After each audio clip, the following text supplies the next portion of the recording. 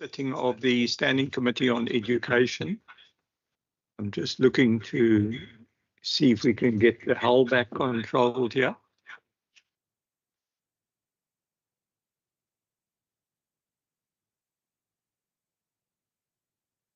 Good afternoon. I want to welcome members to this committee meeting and the Minister of Education and the team from the Department of Education.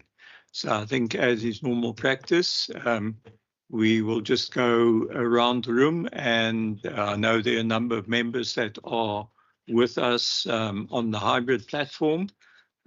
For everyone to introduce themselves. I'm Leon van Wyk, the Chair of the Standing Committee. Over to you, members.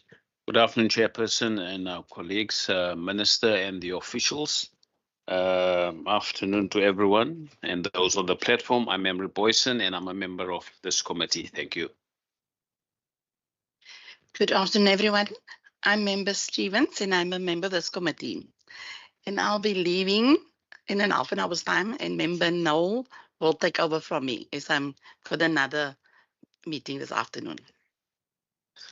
Good afternoon, everybody. Philip Christians, a member of this committee. Good morning or afternoon, everyone. My name is Rachel van Vogel, and I'm an alternative member of this committee. Thank you. Thank you very much. I think just for members on the online platform, if you could just introduce yourselves. Good afternoon, I'm Thomas Chairperson. Walters. I'm a member of this committee. Perfect. Good afternoon, Chairperson. It's Dave Wessels. I'm an alternate member of this committee, standing in for Member Wendy Kaiser-Philander. Thanks. Thank you very much. I think would like to welcome Minister David Mania, and if you could also just introduce your team. Thank you. My name is David Mania, Minister of Education. I'm joined by a delegation from the department headed up by Sali Abrahams, and I'll ask Sali to introduce himself and the team. Good afternoon, Chair and honourable members. My name is Sali Abrahams. I'm the Deputy Director General for Education Planning in the Education Department.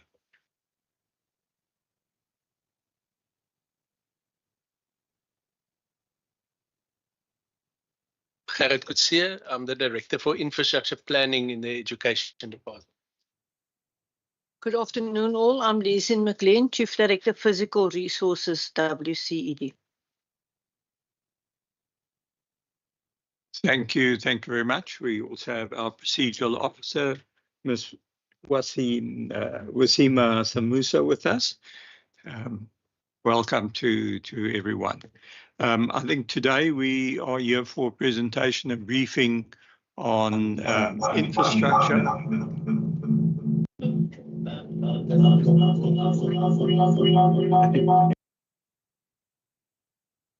We're here for a briefing on the status of the infrastructure programs within the department. And I think if I can hand over to Minister, to you, possibly for some introductory remarks, and then we can take the presentation from there. Thank you, Chairperson.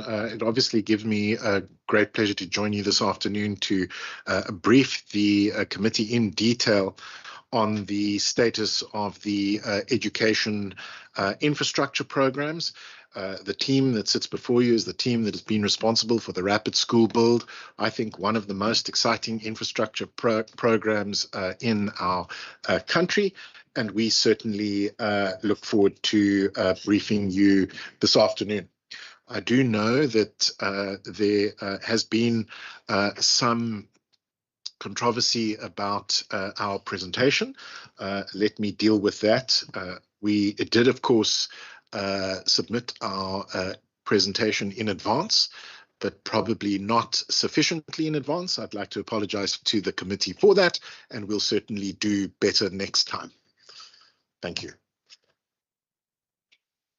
Thank you. Thank you very much, Minister. I know we'd sort of set a hopeful date or hopeful time of 2 o'clock on Friday afternoon. But, you know, certainly I was well aware that the presentation was likely to be fairly complex and fairly detailed. And knowing that it was a long weekend and that I was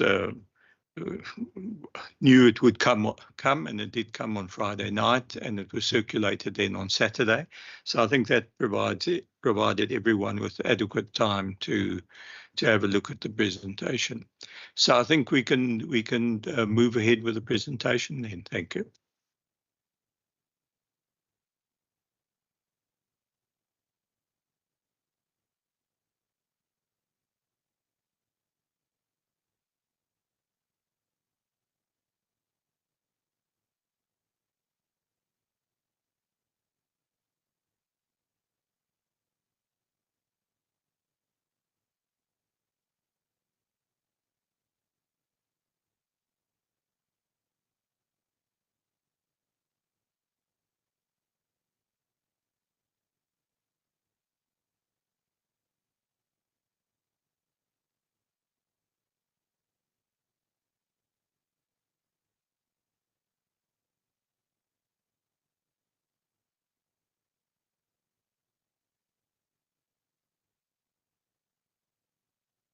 For those online, we're just trying to get the presentation flighted. So we've just changed the laptop. So with a bit of luck, we'll be ready to go soon.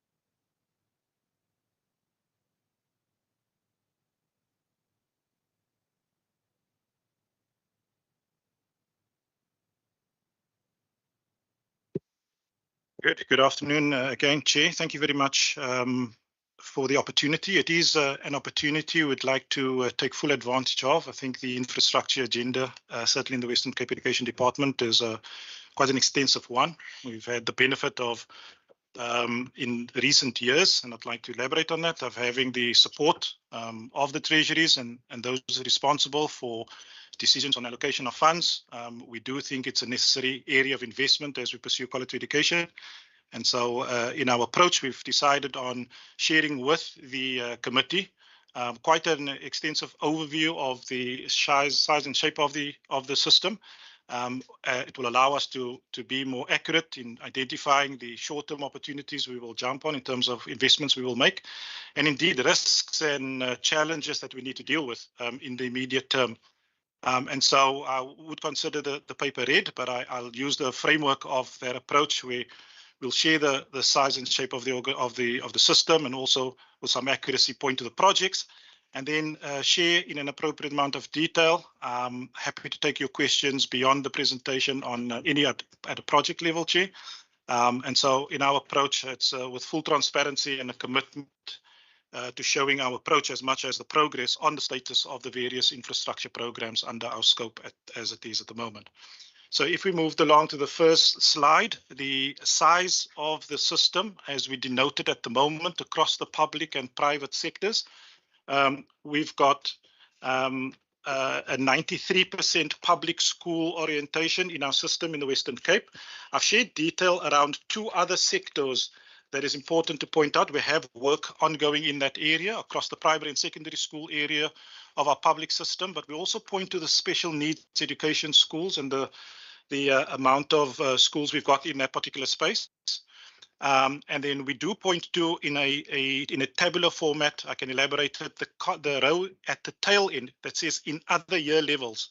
That is a reference to the number of learners that might be in schools of skills and other sectors of the education system that are not denoted by the more traditional grade level systems.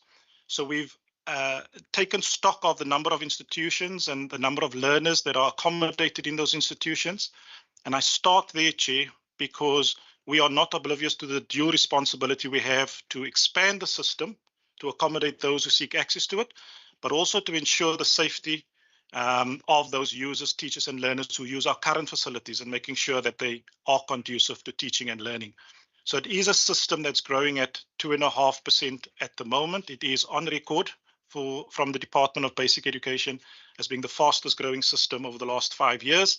And so in aggregate, in number terms, we have the 5th biggest system at the moment, but that's rapidly increasing in size in terms of numbers of institutions as we have it in our profile in the Western Cape at the moment. Moving on to the starts of contextualizing our infrastructure demand, as we anticipate that we will be for a little while still an expanding system, and it will expand in ways that I'll nuance in a moment, but at the aggregate level, as we go into the demand patterns, our first reflection is on the net aggregate new learners that you would have to accommodate in the system. On the left-hand side, honourable members and chair, it's a graphic that denotes the year-on-year increases that we've seen since 2015. So the 10-year, 9-year view gives us a good view of that trajectory. It's clearly an upward trajectory in terms of the growth profile as we denoted for new learners. But the nuances there is that, in fact, what had happened was we had sustained the fairly heavy percentage of public schools in that system. So 93% of our public schools, that ratio was maintained as we expanded that footprint. We acknowledge and we see the opportunity to expand the independent school footprint as well. And those numbers are denoted on the left-hand side. In a more nuanced way, on the right-hand side, the relative growth for the top bar, which is the secondary schools, grades 8 to 12, the growth has been more substantial over the last 5 years or 10 years than the primary school profile. And so we are accurate and clear on where the demand pressure is at the moment in terms of extending our capacity from a schooling system point of view. That's very definitely in the high school, for now in the lower secondary areas. But as there are higher levels of attainment, we acknowledge the work we need to do to provision for learners at the further education and training level, the grades 10 to 12 level. Thank you. If we move on to the other dimension of our growth profile, we take quite a intense look at our spatial configuration of schools, Chair. The context for the Western Cape is we don't have, as might be the case in historical apartheid context, a cluster or a condensed grouping of small schools that do not meet norms and standards. We have a fairly widely distributed school system across the geographical coverage of the Western Cape. We've got good coverage in the city of Cape Town as our primary base, and our numbers will denote that that's where the highest aggregate of learners are. But of course, by policy and other configurations in terms of fee charging or non-fee charging, quintiles, etc., language, it does make for a mixed bag of opportunities, which we're expanding on right now. In the rural context, more challenging, broadly distributed school network, but far from an adequate distribution. And so we understand where the growth demand is registering at the moment. We have forecasted where the growth demand of new learners will register over the next 5 to 10 years. And so our growth pressure, internally we are discussing strategies and plans that deals with them on a 1, 3, 5, and 10-year basis. And that's quite a dynamic planning process, which we're happy to elaborate on. The accessibility of schools, I made reference to not just the physical building, but the nature of the institution and whether that's accessible to all our learners that we aim to provision for. And then I referenced the spatial distribution, which is a contextually relevant matter for the team to apply their minds to. And so we think very deeply about not just what we'll build, how many we'll build, but also where we will build them over the next few years.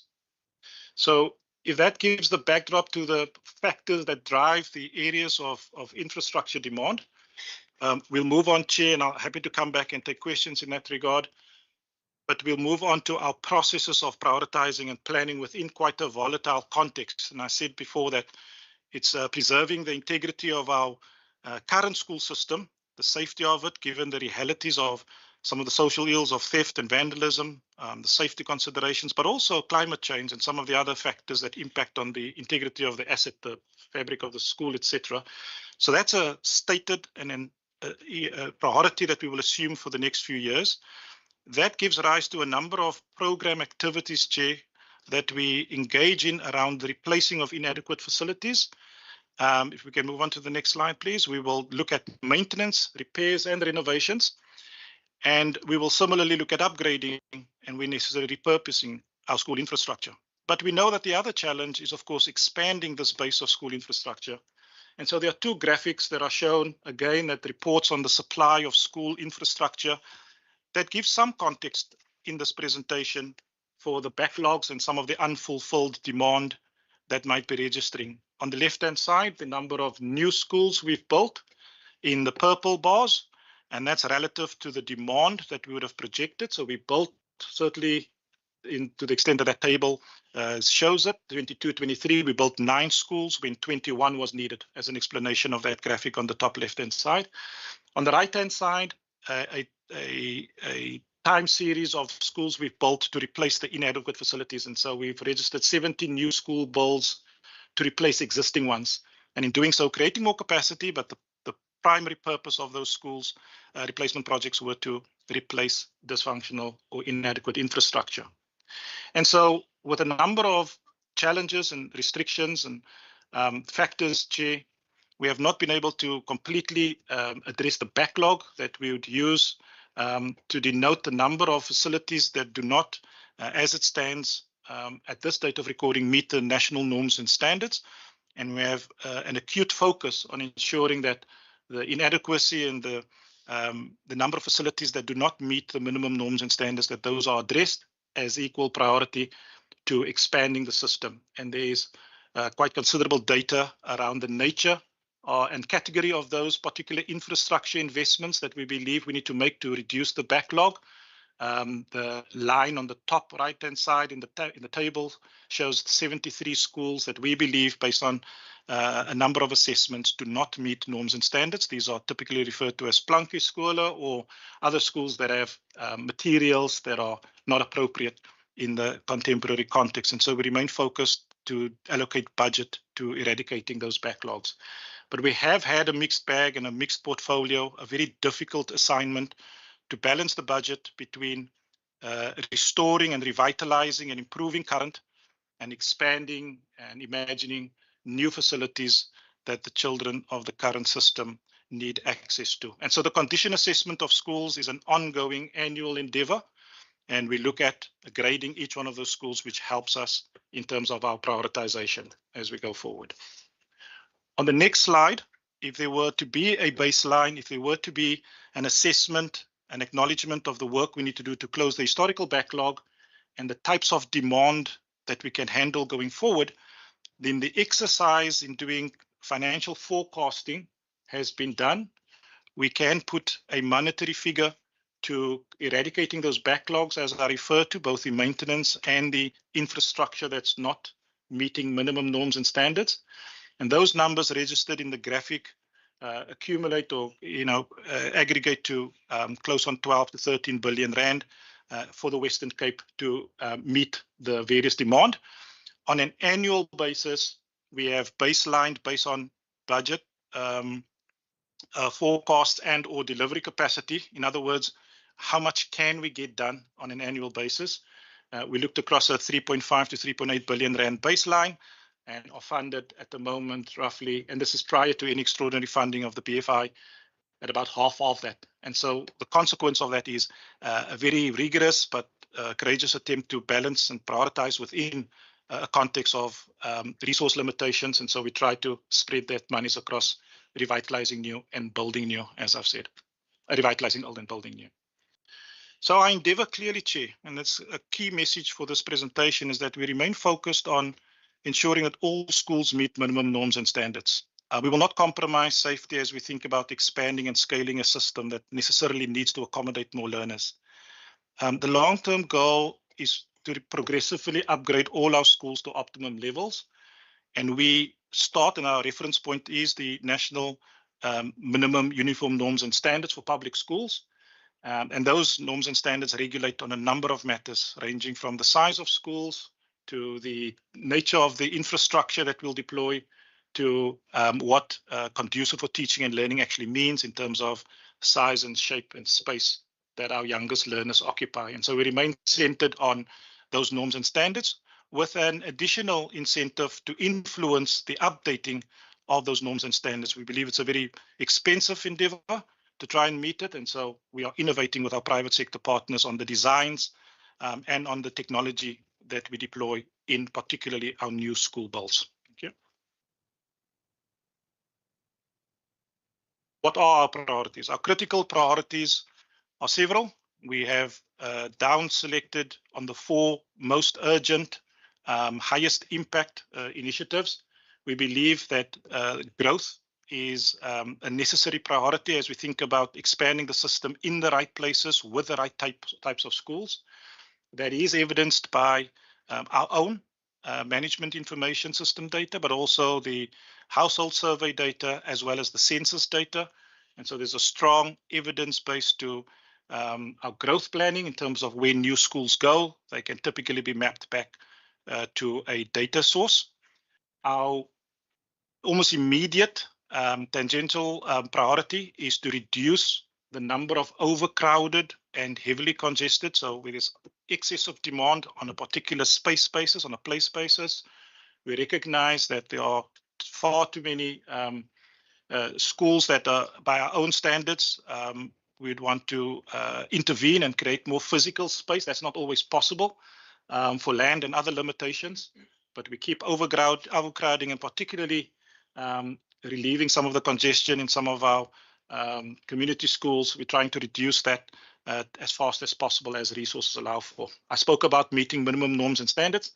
And then an emerging and very relevant context for infrastructure to make an impact is where we catalyze improvements to the quality of education being delivered across the various sectors, whether that's pre-primary, primary, or indeed secondary and technical and vocational education. There is an opportunity for infrastructure to act as an enabler to create a different learning and teaching experience. The finance challenge, probably on the second key message, is that our intent, our strategic intent and our endeavors to upgrade all of our infrastructure to optimum levels, of course, is constrained by the finance allocation. We understand that context, shelter and infrastructure is a base service that we'd want to provide some assurance around. And so we've been appreciative not just of the department's allocation to the program 6 in infrastructure, but also the endeavors initially by Provincial Treasury and more recently also by National Treasury in the way that the confidence has been shown in allocating additional funding to this particular agenda. But against the backdrop of the size of that backlog, Chair, I spoke about the 13, it's probably creeping up now to 15 billion rand as we're looking at the current year and last year's needs. It's quite a big backlog. And so to the extent that we've been innovative with securing public finance, but also pursuing, which I'll touch on in a moment, private finance, we are determined to make as big an impact as possible to particularly eradicate on the right-hand side at the bottom those schools that do not meet the standards, or indeed put safety measures in place that acknowledges our climate is a little bit different in the Western Cape and we need to build more resilient buildings as we go forward. We're definitely determined to take on that challenge. So what would that look like? If we were to split our budgets, and this again is a baselining exercise that acknowledges the size of the task, it does look at articulating firstly the need and then building quite a compelling business case around spending that aggregate 15 billion rand. We size up the task to be 10 billion rands worth of investment over the next, as we started in 2024, 7 years to 2030, and endeavor to add as many schools as we can to accommodate the growth. And on the bottom graphic, 5.5 billion to expand, upgrade, and eradicate some of those non-standard infrastructure. We do have a view on the size of that task, but we've nurtured a particular operating model that we think gives us more credibility to get there, Chair. We believe that decentralizing and taking on some work, not just as the Department of Education in the infrastructure space, enabled by policy and legislation and instruction that allows us from Treasury to do that, but also to share that build with communities and schools so that 70% decentralized points to a contextually fit program of work where local jobs and local labor is considered as we think about rapidly expanding the system. So we are thinking about our operating model out of necessity. It is time focused and delivery focused. And so we do need to do more with the resources we have. And our approach has been to expand that capability to build this infrastructure, not just to our communities, but also to our schools. So that's what implementation modality means with a 70% decentralized. There will be an element of strategic builds that we'll do either ourselves or with our partners in the Department of Infrastructure. But as we point out in that last bullet, cluster of bullets, Chair, we are partnering to get more done. I think that's the third key message, is that whilst we understand the growth and the pressures, the service delivery pressures, while we have an approach that necessarily and accurately goes at making the maximum impact, the how is incredibly important. We cannot do this in a vacuum. We need the full cooperation and collaboration with municipalities, and we found great successes where we start to model that collaboration approach, but also with our commercial and private sector partners. We believe we can make more of an impact and have that proverbial rand stretch further if we were to do this in partnership. So we have identified what we'll build on our own, what we'll build in partnership, and particularly with the municipalities, we are still learning through how we best set up those collaboration models going forward. Thank you.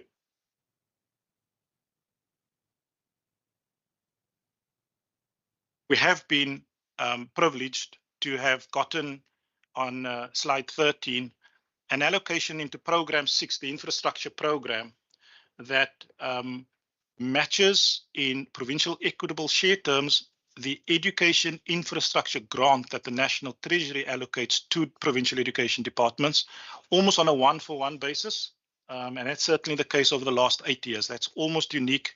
I think more in later years, in the more latter years, we might see one or two other provinces try to match that, but we've had a one-on-one for every R1 that the education grant spends. Provincial Treasury and the department has allocated another R1 to equitable share allocation for program 6. And we have met our budget spend targets year on year, certainly in the last 3 to 4 years. We've met that. There were some anomalies coming out of COVID and into some of the other more unprecedented changes. But by and large, to be able to meet a circa 2.5 billion rand budget, our endeavors, and it's an acknowledgement to the team on my right-hand side for their mastery with cash flow and being able to control the factors they can. There are many that they can't share in terms of contractor performance or indeed any other disruption to a construction site. To be able to spend money and deliver services is quite a big challenge. And we think that's probably going to define our challenge going forward. Move at pace, but move responsibly and move with the resources that we have. But that's just a graphic on what we've spent, what we've been allocated and what we've spent. And I think the performance, the scorecard will tell its own story in that regard. So the disaggregation, and this is again to understand the challenges to build understanding with respect, Chair, around the challenges with developing an infrastructure portfolio. Because I think there's a broad and a wide array of needs that range from my school, components are dysfunctional, the roofs are leaking, the toilets are clogged, the taps are not turning on, to very expansive sports fields, culture centers, laboratories, and other education facilities. The needs are quite broad. And so with some insight and some transparency into the development of that 3.8 billion rand a year budget profile, my attempt, Chair, is to provide the committee with some insight around what those challenges look like and how we would envisage spending 3.8 billion rand. We would prioritize the expansion of new schools, because we believe that at that institutional level, there aren't enough, particularly in areas of highest demand at the high school level. And as we would say, into the specialist areas where subject choices matter, and where we're thinking about multiple pathways with technical and vocational. So we will invest 1.5 if we had the nominal baseline into new schools. We would renew and upgrade existing facilities to the extent that is shown there. In percentage terms, it comes just short of 40%. We would focus, and this is largely driven as a condition of the education infrastructure grant. We'll spend about R1 billion of the 3.8 on maintenance, and we will spread the other two priorities across enabling change and enabling quality education and meeting norms and standards. We'll probably spend 700 million.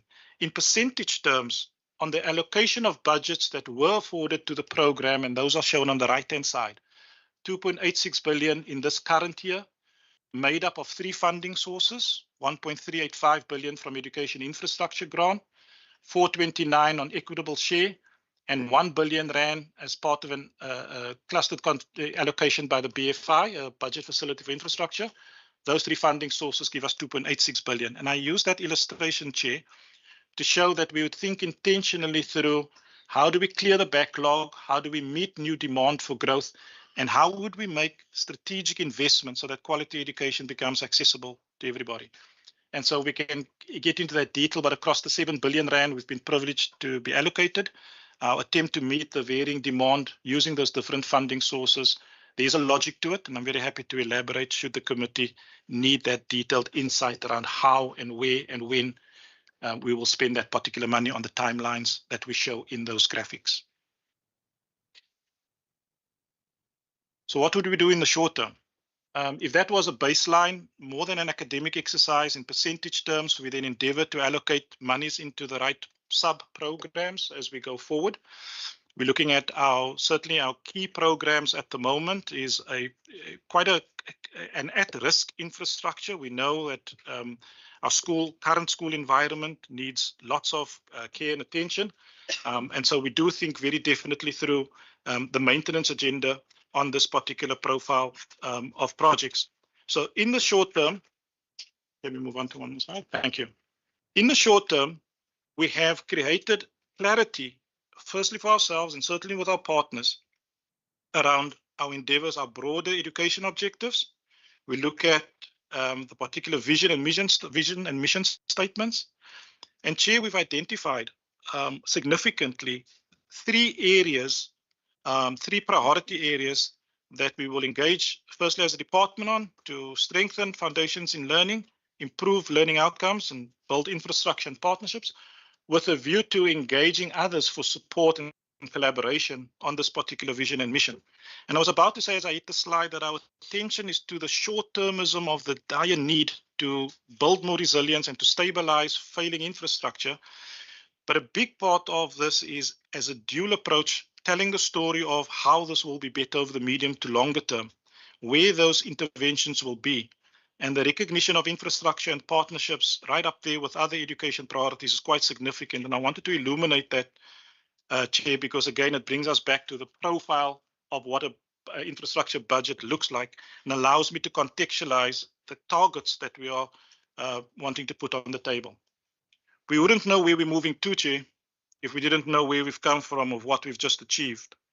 And we show this with a huge amount of humility.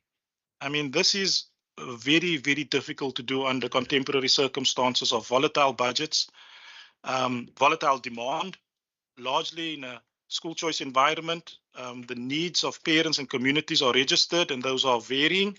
And so prioritizing through that's very difficult. But as I hopefully tell that story around the dual priorities we have to expand with new and revitalize and stabilize the old, these are the targets that we were able to achieve, and they map to earlier graphics. We've built 32 new schools and 16 replacement schools over the last 5 years as reflected there.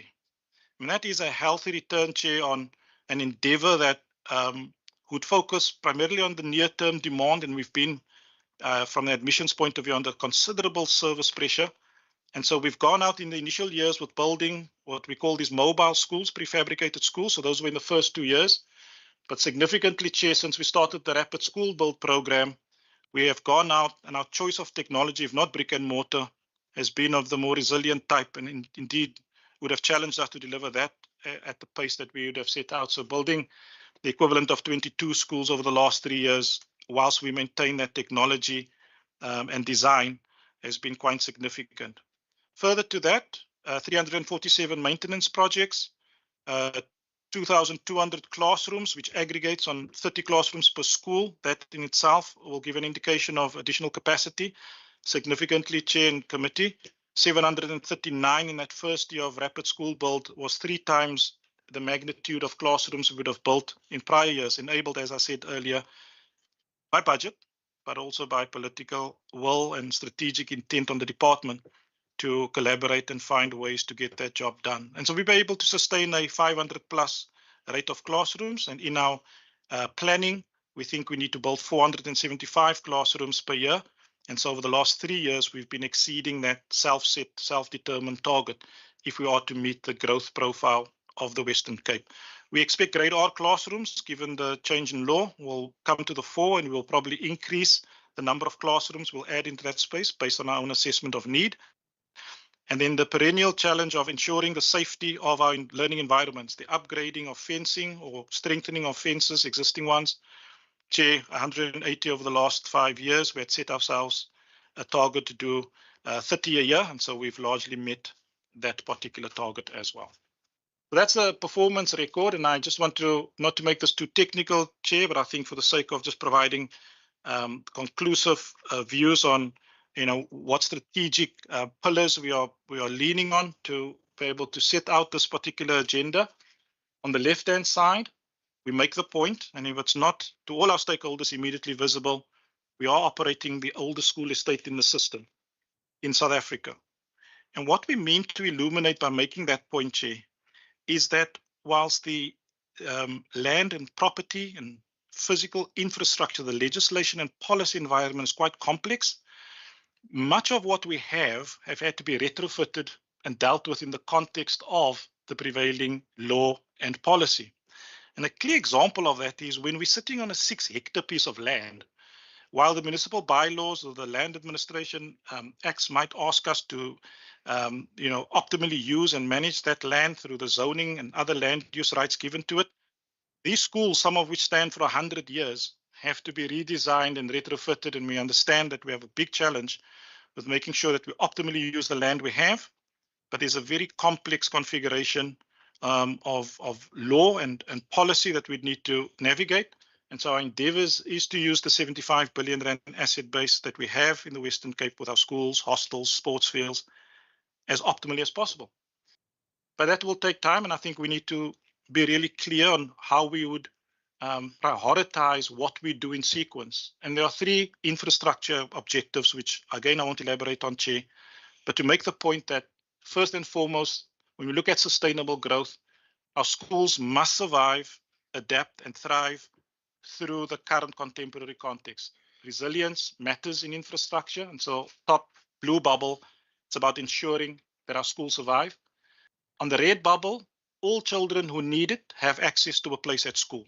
We are clear in our focus and our priority to expand the system, to make it accessible to all who seek a place in it. And then the yellow bubble is around innovating, recognizing that more of the same won't cut it. And so our objective is to source, develop, and implement sustainable solutions that meet wide-ranging needs, but to supercharge the speed to market. And that's been a bit that we've added on in the last 3 years with our rapid school build, to supercharge that delivery in terms of what we do in terms of infrastructure. Our rapid school build program, we don't need to elaborate on unless the committee would want me to dive into the key factors and the key changes that we implement with the rapid school build, but it's a fast tracking of the delivery of new schools. Our innovation is around collaborating on the land use and the land property management, getting those approvals done.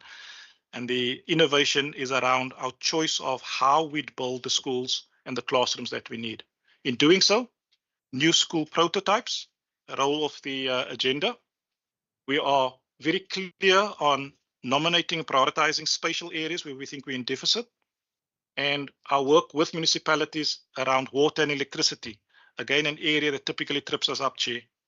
Our endeavors to move quicker, responsibly, in collaboration, is focused on those objectives to deliver more with our partners in the time that we have. So we can talk about the innovation in the form and design of the schools, but we are very determined to accelerate, and speed is the key metric in this regard.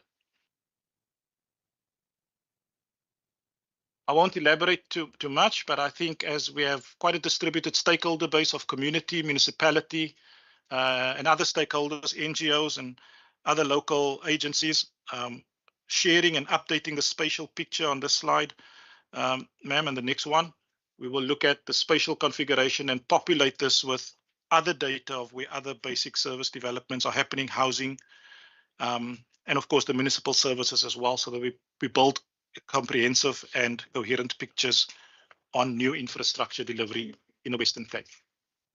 So, Chair, I'll just move through for the benefit of the committee and yourself. We'll go through some of the detail. I can be, if you'll allow me, I just want to step through these as our targets. These are preliminary targets, as we of course make assumptions about, firstly, the principle of, the data that we've used and validating some of that data of need.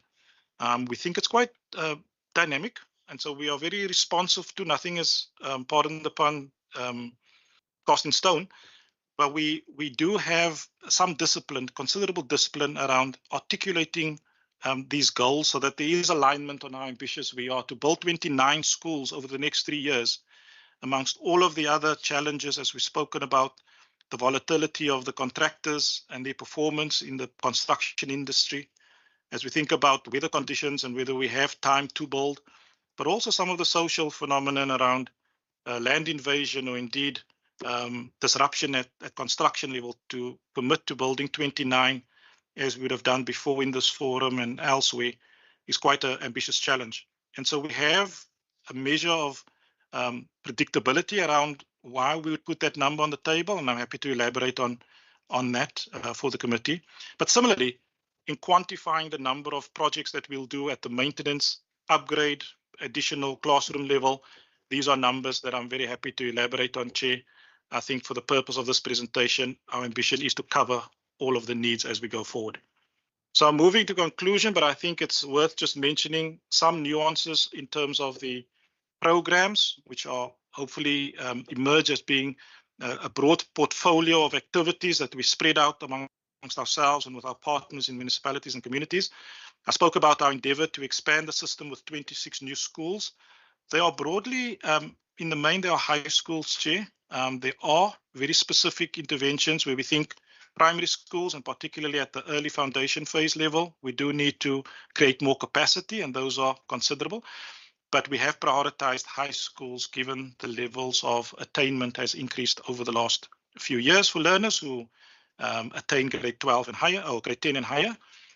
We are delivering in low-income township settings school environments that are premised on a shared land use agreement with other government agencies. Specifically in the City of Cape Town, we are sharing with the City of Cape Town, and potentially going forward, the Department of Health and Wellbeing, sharing campus locations. We will co-locate schools with other basic services, which we think is a exciting endeavor for, certainly for communities who will have a consolidated basic service environment.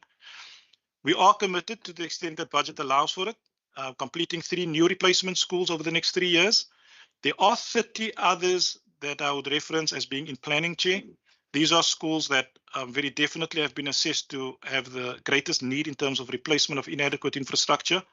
And so we're planning the next 30. The maintenance agenda goes side by side with that. If we can't replace the school fully, we will endeavor to maintain and do ad hoc maintenance at up to 59 schools this year, and a further 26 schools are in planning. We've continued to promote our energy efficiency program on the one hand, with saving costs by replacing our lighting at schools with LED lighting. That has both generated savings and a better luminance of lighting for teaching and learning purposes. And so we've set out our targets with 167 schools being completed. We endeavor to complete 29 more school projects for solar PV installations in this year, and 60 schools will have their LED lighting replacements done this year. In terms of our fencing program, we've, as I said, completed 167 schools. The 14 school projects out of 40, which is in planning right now, have been qualified, but we do see that program potentially, again, budget dependence, scaling up to 40 projects in 2025. We are committing the 14 as it stands. And then the ongoing work, as I've said before, to revitalize our schools and support and enable curriculum expansion as we think about promoting quality education to everybody. So, Chair, I'm going to the second or third to last slide on infrastructure challenges. So what might contribute to us not getting the job done? We do believe that the innovative phased delivery, and what I mean by that, Chair, is that while a school on standard is a 30 classroom school with all its ancillary facilities, to be able to deliver productive capacity, if we were to open a school on a shorter time trajectory than the 4.5 years that it takes on average, based on National Treasury benchmark data, than it takes to build a school. Our endeavors to opening up in a year or two. Currently, we've been succeeding at opening up in 1 year. We do benchmark at 2 years to get that school ready. There's an acknowledgement that whilst we'll open a school, there might still be snags or other infrastructure work done. That in itself needs a tighter design so that it doesn't compromise safety for learners and users. But we do believe there are upsides to a phased delivery approach as opposed to waiting for 5 years. It improves cash flow management, it improves cost control. We've also improved our processing times, working with municipalities on land use management applications and site development plans. And there are some signs of improved engagement with local stakeholders, but that's quite a broad array of stakeholders, ranging from business fora and other agencies to local community and residents that we would have to consult. So there are pluses and upsides in that regard, Chair, but I think it will come as no surprise that we are intently focusing on mitigating the substantial issues and risks that we face and our staff face, our contractors face, primarily around their safety, crime and vandalism at schools, but also extortion. Unpredictable and unstable provision of new electricity service feeds is we've acknowledged the role that municipalities have to play with providing bulk services. We do believe that the construction sector is still under considerable strain and stresses post-COVID in terms of having the accumulation of skills, but also just the sound business practices. And so we understand that there's a support role to the construction sector as it stands back up on its feet. Pricing dynamics. My colleagues might talk a little bit later on, perhaps in Q&A, about some of the work we're doing to ensure that our pricing under current conditions meets benchmarks and that we don't squash out any opportunism in that regard, because that might happen. And then maintaining compliance alongside community engagement are two of the areas where we think our capability, certainly as a Western Cape Education Department, we'd need to bolster that in order to deal with some of the delivery challenges. Chair, we won't go through too much of the detail on the risk side. Suffice it to say, delivery risk, finance risk, political risk, infrastructure risk, and I mean in that regard the bulk services and the complementary services from municipalities. And of course, with extortion and disruptions during construction, perhaps not being as featured in the education sector, we are not in a vacuum. We know that we're going to communities and areas of the province where the opportunism might be there. We do have a mitigation strategy to deal with that in collaboration with our partners. And then, of course, cost risk. We are acutely focused on how tight finances are. And so every rand should make the impact that it needs to. And by that, I mean, particularly looking at our procurement strategies and our bulk material strategies, we are intently focused on making sure we get efficiency from a cost management point of view as well. And then, Chair, as I move to conclusion on 2 slides, the financial risk stands out. We've had incredible support and enablement from the HOD, who's not here today, and certainly the MEC for Education. We know that the financial environment, the fiscus, is quite volatile. We know that we cannot make any big, bold predictions about the certainty of financing coming our way. And so we have adjusted, and with their support, we've agreed that we'll provide medium-term directional clarity. In other words, state our priorities for the next 3 years. We will socialize those priorities and talk to our communities and agencies about that approach. We will build in phases, but we will not take undue delivery risks. We have limitations, we have a risk appetite, and we are very clear that when it comes to the financial risks, the cost to operate, the cost to buy, the cost to serve, we are very acutely focused on strengthening our cost management in this space. And my colleague Leslie McGlenn have built up quite a reputation with the way she's been able to package capital investment projects in a way that delivers in the short term. So building a credible pipeline of infrastructure projects is very important to us in order to sustain and provide a more stable fiscal path for infrastructure development. We think it's our biggest challenge, and we've been able to respond. The agility we show with the new infrastructure model, enabled by law by the Provincial Treasury in the Western Cape, allows us to partner and direct work out of the Western Cape Education Department, and that has proved successful. But we do face the stark reality that we have a school infrastructure system that is under considerable strain, and that we would have to continue to focus on the risk so that we ensure that we are doing the right thing at the right time to avoid any calamity in that regard. And then as I conclude, Chair, with your permission, The pathway to scaling success, if again with a huge dose of humility, we don't believe we've got the formula. We believe we've got the strategic intent. We've got the ambition of the goals to make a measurable impact on the infrastructure need in the Western Cape when it comes to education services. We do think that the model of collaborating with municipalities and agencies at ground level is proving it's an advantage for the education department. And so we see us continuing to use management contractors to build this pathway forward and be more inclusive by our own acknowledgement of sweeping a broader labor force and a broader contractor base in. At the moment, the direct engagement between the WCD and its management contractors, these are big contractors with reputable brands. We know that the smaller contractors and the agencies on ground level are not necessarily part yet of the delivery model, and our endeavors going forward is to set that up, the institutions up, to be able to sweep in the local labor force and create opportunities in that regard. But we do think a disciplined management of that strategic procurement is key. We will continue to explore how we can buy schools off plan. These are this terminology that I wouldn't want us to decontextualize, Chair, with permission. We know that, of course, we have to be responsible in the way that we procure infrastructure, but we see a collaboration with private developers and others to be innovative, and it's supported as we pursue that with national and provincial treasuries. And so we need to get that right. But it is an area of innovation of how we buy and pursue our acquisition of new schools. And then largely, in our context, Chair, we move in every little town in the Western Cape and in South Africa. We couldn't do this without churches and NPOs, private sector providers, community agencies.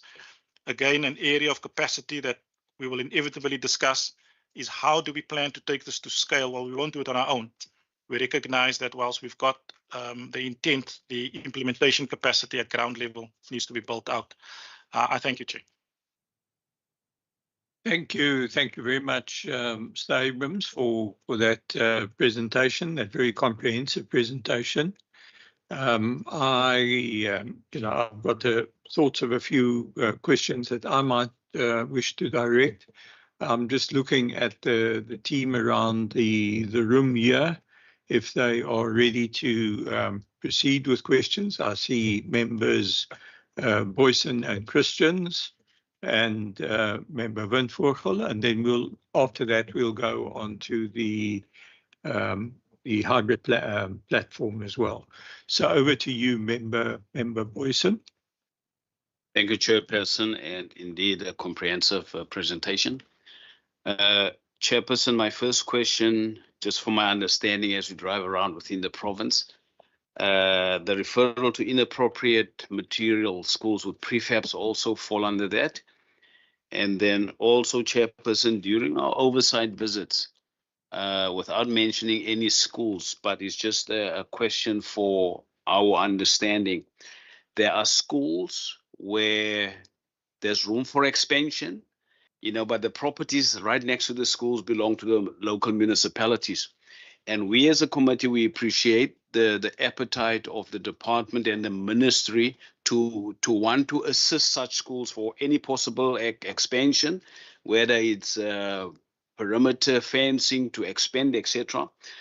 But Chairperson, what we have picked up, especially in such incidences where the municipality is right next to the school, and when the school approached the department, then Mr. Abrams, you refer to trip-ups. When the school comes for help to the department would say yes, but it's not the property of the Department of Education, so the municipality must say yes.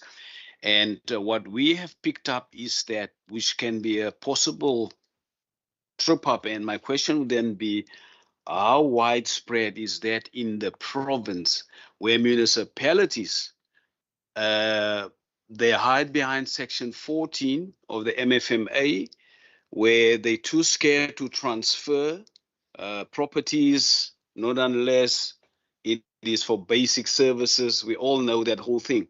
But when you listen to the councillors, because it did happen in some instances where we were fortunate that there were councillors in this oversight meetings, And immediately we could hear that there's a fear to make that move because of the fear of Section 14 of the MFMA. So I just want to know how widespread that is in the province, because there's definitely a trip up. And the principals are pulling out their hair, but then the councils don't come back to the schools, because of that thingy. And if that is prevalent in the province, then chairperson, surely, some of us being former councillors, there should be, a separate platform where that should be ironed out, because it hampers the ministry and the department from doing what the schools require, but they can't without the help of the municipality. And then also, chairperson, in the presentations, which is also a plus for us, the department is definitely exceeding their targets. A lot of their targets they exceed. Now, my question is then that there's always then that risk, of becoming a victim of your own success. And, we're going to shift the bar, and whether the question is then whether those targets are not, under the bar or whatever, so that is my chairperson. Thank you. Thank you, Member Boyson. Honourable Christians. Thank you, Chairperson, and thank you for the presentation.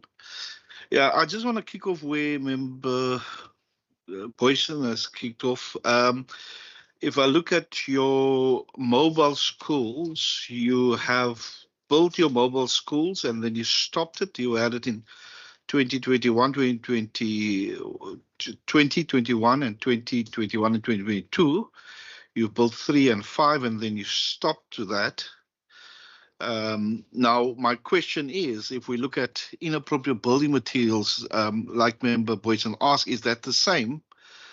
Same. I know when we talk about inappropriate building materials, we're talking about the plunky schools usually.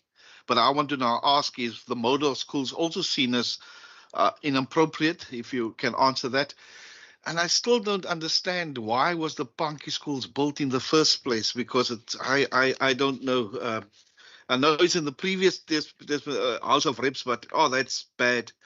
And I see 73 of the schools, if you look at page 4, 73 of inappropriate material. So how do you manage when you look at, we need to build schools here, replacement schools and new schools? How do you manage? How do you work that out? I think it's quite difficult because there's a lack there. It's not suitable, but we need to build because the pressures are high. So just, and I think, your presentation is good, but I just want to understand that. And now you have the Rapid Schools program. Is that inappropriate materials, or will that last for a long time that you don't have to replace it? Does it have the same durability as your other schools? And I think as you go on, you get new ideas and new things, and that is how you innovate and going forward. Maybe just a problem is always safety and staff and buildings and crime and vandalism. So you have a budget to protect your schools, because there's money down the drain when you must fix again and fix again. So surely, that should also be maybe a big worry. And just tell us, is there a construction mafia when it comes to education? Is there still people that get, taxed because of that? And maybe not extortion, but I don't think this construction mafia is done and rooted out. And I think when the pressure's on with housing, we'll move to a softer target. And are you prepared if it's severe in that areas? Because these crooks, they're on another level. Maybe just my last one, and like I said, I enjoyed the presentation, and there's a lot of thought and planning in that.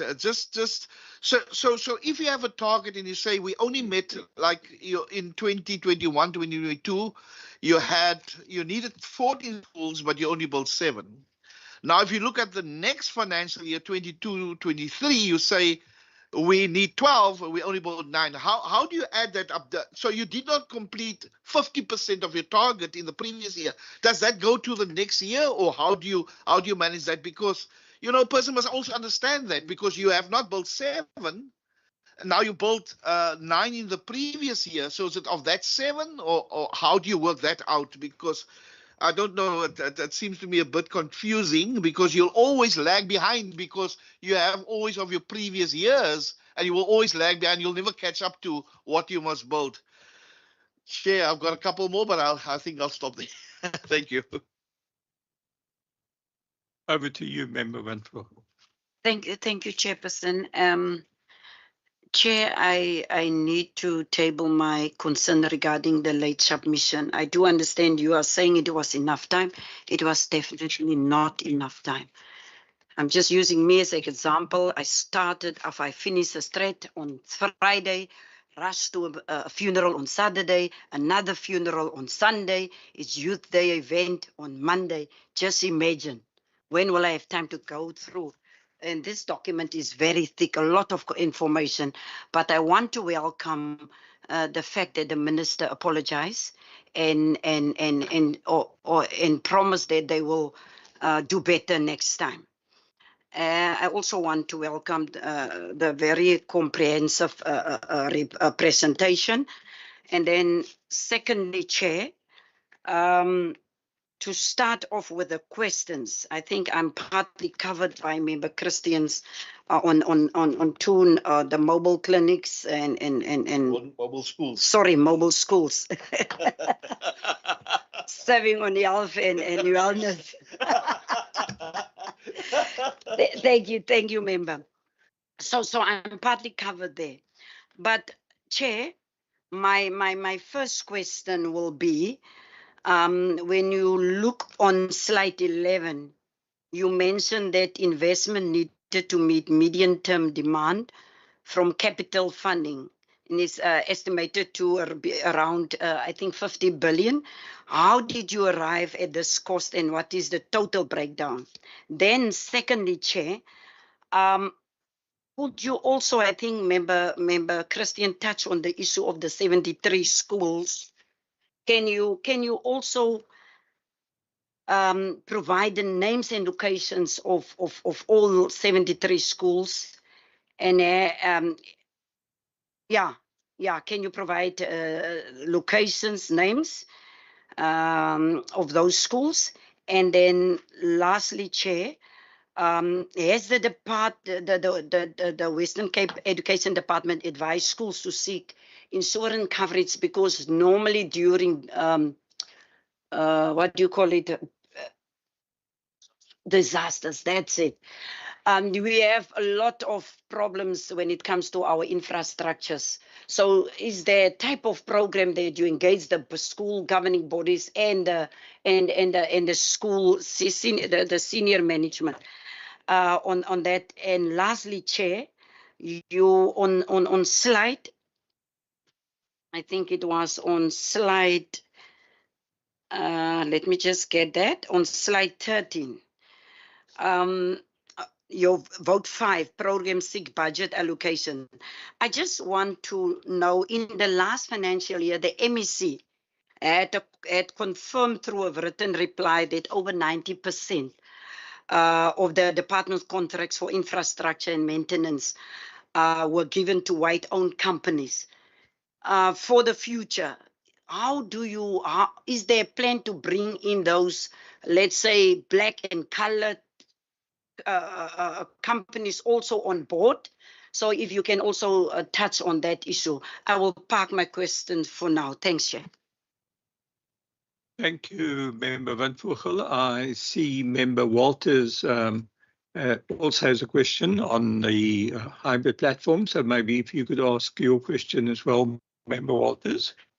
Thank you very much, Chair. A lot of my questions were covered again by Member Boyson and Member Christians. I just want to maybe pick up on a point that Member Boyson also raised in terms of interaction with municipalities. Now, I would imagine there's two areas that determines a successful collaboration with a school build program. One would be inclusion in an IDP, and I'm not talking about in general terms, to the extent where, let's say, properties that are available get discussed, joint planning takes place. I would like to explore how that works. I did ask it previously, but I think in this particular context, perhaps it's a bit more rich, the answer that we'll get. To what extent is there a ongoing involvement in IDP planning between the department and with and local government? And then secondly, maybe it's because I'm just stepped out of a anti-extortion workshop by the Department of Police Oversight and Community Safety.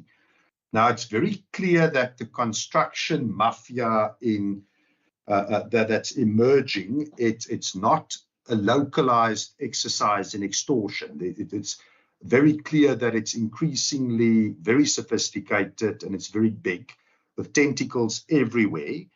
I would like to also hear to what extent it plays a role in this program.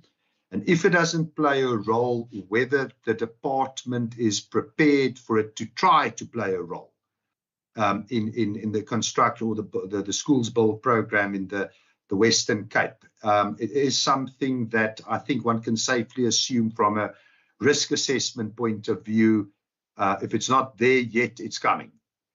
So yeah, just on those 2 points, I would like to perhaps, if you can expand on your answer to the member Boyson.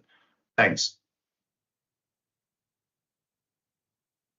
Okay, I think those are questions at this stage. I don't want to add any further right now, so maybe we could have a look at giving some form of answer, some form of response to those, Minister and Department.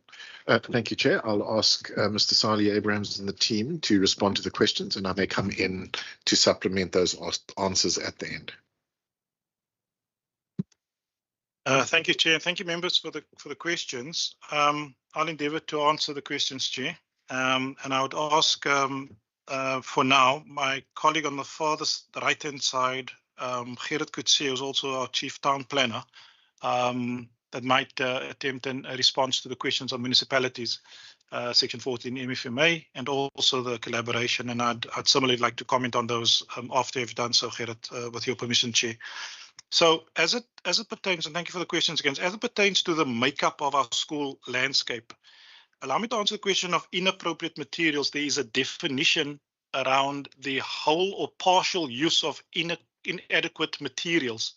And these range, of course, from the asbestos, which is much talked about, but there are other components of schools. We find that in our, particularly on the Cape Flats, in our context, we've got a number of schools. These aren't more through you, Chair, but these are cardboard. These are not resilient structures. And so the types of material comes into focus. And so we are certainly, and we've done a self-assessment with help of partners. We've assessed the materials in use at that time, including asbestos, and we have been quite transparent in identifying the 73 schools. And to the honourable member who asked, we're very happy to share in the right context the names and the details of those 73 schools. We gladly do that. The inappropriate nature of the environment extends to the facilities that we don't have at many of our school environments. And so there are categories of non-compliance. Typically, if a toilet doesn't meet the norms and standards for grade R or for other school-going learners, we would assess that and endeavour to replace that. But beyond that, mobile schools, for example, allow me to be more definitive, are not inappropriate in and of itself. The problem with mobile schools is it doesn't have the requisite facilities that goes with it. And so with any one of these prefabricated classrooms, certainly the more modern ones, it's far from ideal, but we know that we do a lot of work around the toilets and the facilities that are part of the basic consumption. But we know those environments do not necessarily have library, sports fields, and other laboratory facilities. So what happens is there are subjects being taught in environments that's far from conducive for a physical science subject to be taught. And so when we count up to, via you, Chair, to the Honourable Member Christians and Member Van Goegel, the number of prefabricated mobile schools, we have 43. We do tag them, perhaps not in the same context as our plunky schools. On priority, there are different categories of intervention. And so as we think about expanding these schools, they get in some places very hot in summer and very cold in winter. And so we complement that because the reason why those schools might have found its way into our environments because of necessity, need, admissions pressure. And so we haven't dismissed it out of sight as being, it's a least preferred option because it doesn't allow for the school environment that we want to put out there to be built. And the concept of what is mobile or what is temporary, these concepts erode very quickly, and we have a building standing there for 10 years that climate change takes care of it, and we find having to replace it, to the point that Honourable Christians made via you, Chair. The challenge for us is therefore to look at the 73 schools we've looked at, plus the 43, and to build a portfolio of need, particularly when it comes to meeting compliance norms and standards and eradicating inadequate. And so, Chair, another question I've had is, how is the 15 billion made up? On the graphic, I've shown 5 billion rand being estimated to replace all of those deficits in terms of norms and standards we spoke about. Just dealing with what we have, replacing what's inadequate, and making it safe or making it safer in the context I've just explained. The 10 billion is based on a number of assumptions around the need, the size of school, the cost to build a school and classrooms at market rates. And it does have, as it's underpinned to the 10 billion rand investment ask, an assumption of how much capacity we need to create. And on that slide, we'd assumed we needed to create over the next 7 to 8 years, 7 to 10 years, somewhere between 120 and 140,000 seats. These are just capacity of spaces for children. We recognize that it's more expensive for high schools than it is for primary schools. But to the Honourable Member through the Chair, there are a set of assumptions around the 10 billion rand investment, again sized to the need and the demand, and we make some assumptions around who those facilities are for. It's very difficult, to Honourable Christians through the Chair, to get that exactly right, to balance the demand for replacement schools and new schools. And so the best analogy, or the most appropriate I think I can think of right now, is like a bath with bath water in it with the plug removed. And so as we find that the overcrowded classrooms or in staircases that are consumed more, they break. And so the number of classrooms, which is around the 35,000 classrooms we have at the moment, whilst we add more schools and more classrooms, social ills or climate change takes care of and reduces the capacity we have. We've sized on that graphic the number of schools needed against the norms and standards for a school. So if we thought we will take in 1,000 learners and the norms and standards is 1,200 capacity, that would be the equivalent of one school. So as we move through 2015 through 2016, when we were getting to, we need 21 schools, but only built 9, it was because there were 21 to 23,000 new learners coming into the province on that particular timeline. It's lesser now. It's coming down to sub 10,000 on the 9,000 at the moment for various reasons. But it's a direct correlation to the numbers of additional seats we think we need. In reality, if we don't build 21 schools, we only build 12, and there's a shortage of 9, for example, what happens is in areas of overcrowding that exists, it becomes even more overcrowding. And so the way we interpret that problem now, of course, is that we've got a spatial issues, areas under pressure, in whether it's in the Drakensberg, in Paarl and Bekwene. I can give other examples, of course. They remain under pressure, and one school is not enough. And the context I wanted to share is that we endeavor not just to build one school at a time, because that really will only just de-densify an existing overcrowded school. We go in now with a spatial strategy that goes, as we did in the West Coast. We'll put in 5, 6, 7 schools into the West Coast and anticipate some of the demand and move, hopefully build an incentive for people who travel on, for children who travel on a bus to Atlantis or Durbanville, back from Maritzburg, Darling, where we've built Saldanha, where we've built schools recently. We have actually gone in on a cluster basis. So the challenge remains. We've got the size of backlog I've spoken about, the number of replacement schools we've spoken about, but of course we're trying to balance that with need.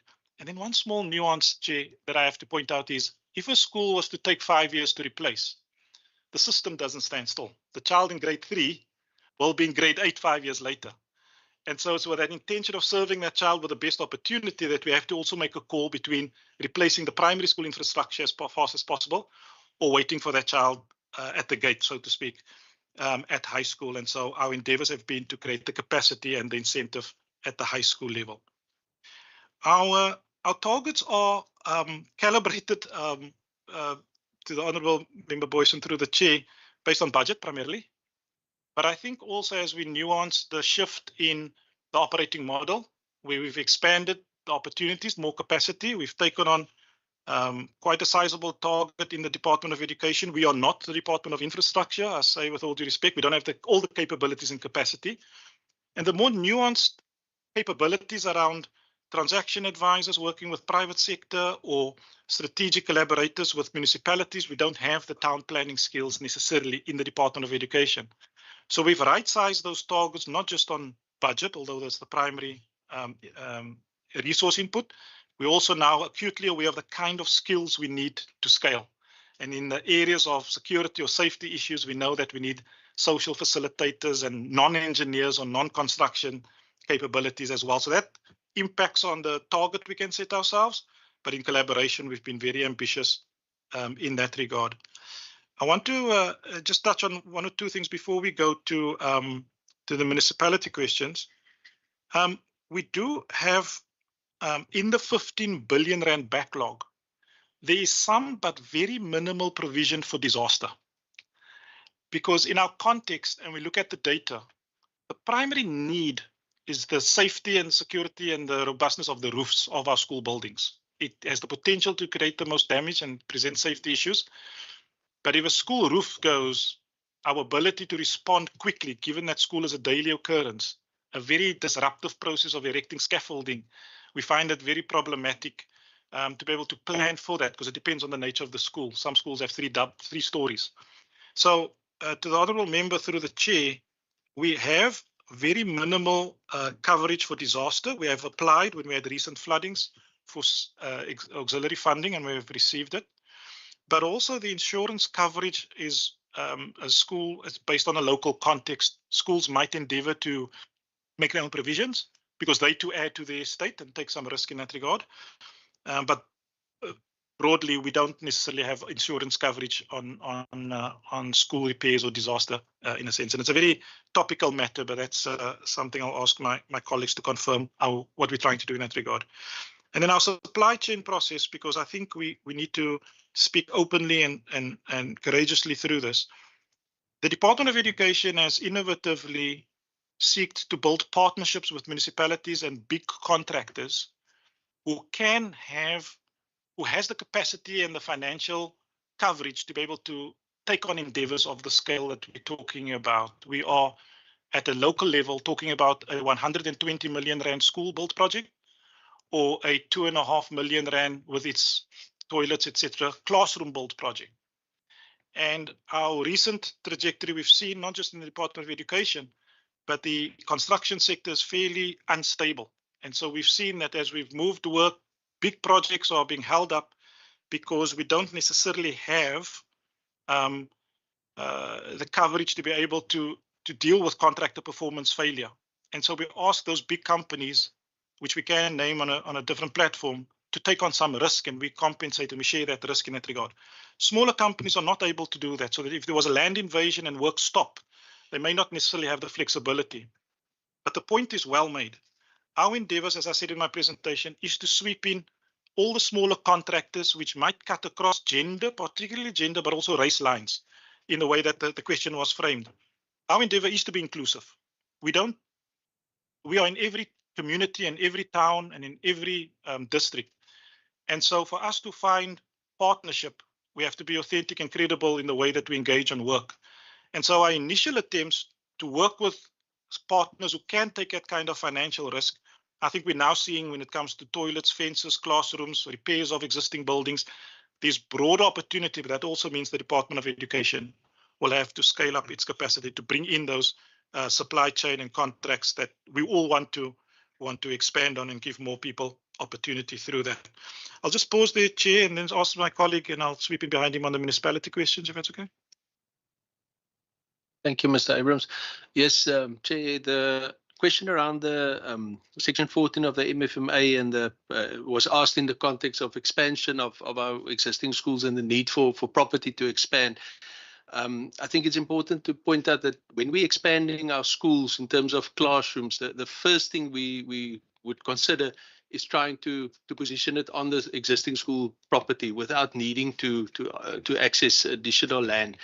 In cases where we do need additional land, whether it's for an expansion or for a new school build, we found that Section 14 of the MFMA is not a major issue. Most municipalities we can approach. Some, I think, are better in response to us. The city has gone through a lot of lengths to make property available to us.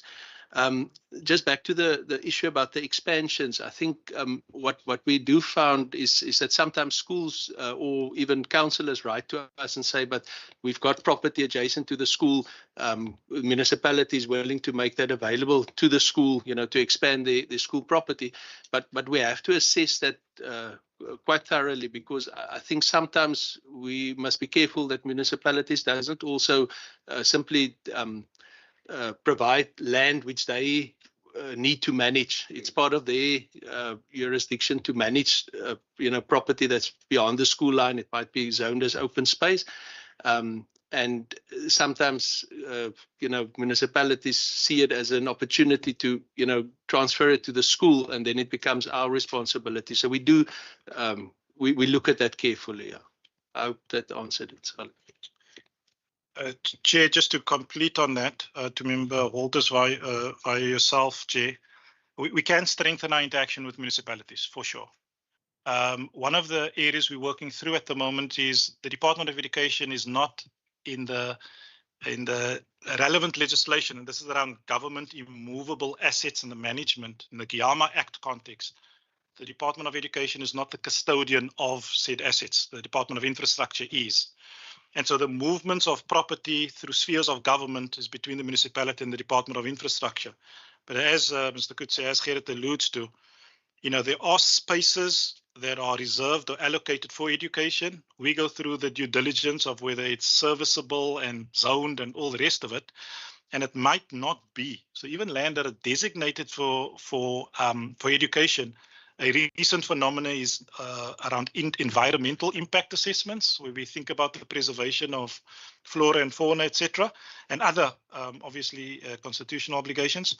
That has been very difficult for us to work through, where a land is not immediately what we term shovel ready. And so we would need to work with municipalities and work more diligently through ensuring that all of the pre-feasibility stuff was done. Even where, to the Honourable Member Boyson via the Chair, even where we've identified land to expand in Gansbaai and other places, it's been tricky to doing that. And so our fortunes, our successes have been mixed with municipalities, because I think we need to strengthen the upfront planning discussion. When the demand is there, we might find that it's not quite conducive, it's not quite an efficient conversation, and it feels like we're transacting. But I think better planning that gets us now to be more predictable around the number of new school builds or expansions, especially where public consultation is necessary. And I think that's where it becomes really tricky. Who actually then talks to the local residents? Because the community participation on the impact of a new school, somewhere between the Provincial Department of Education and the local municipality in its planning, we need to strengthen that. And I think we need to be very clear that whilst it's our endeavours to move quickly, as I said up front, the innovation around rapid school build is with those municipalities where we've got that right. In the City of Cape Town and elsewhere, it's not only the City of Cape Town, but we've been able to move the land approvals and the land management and usage rights, move that through the consultation and other processes, probably faster than we've ever done before, with support from both the political and the administrative sphere. So it's my acknowledgement to those municipalities and mayors that have made that happen. It is real. There is a risk of construction mafia in construction. It will impact and does on various levels the education build of new schools. These are local projects in all its forms. Whilst we believe these are smaller in the bigger scheme of things, smaller projects, it's a school by exception, but generally classrooms and toilets.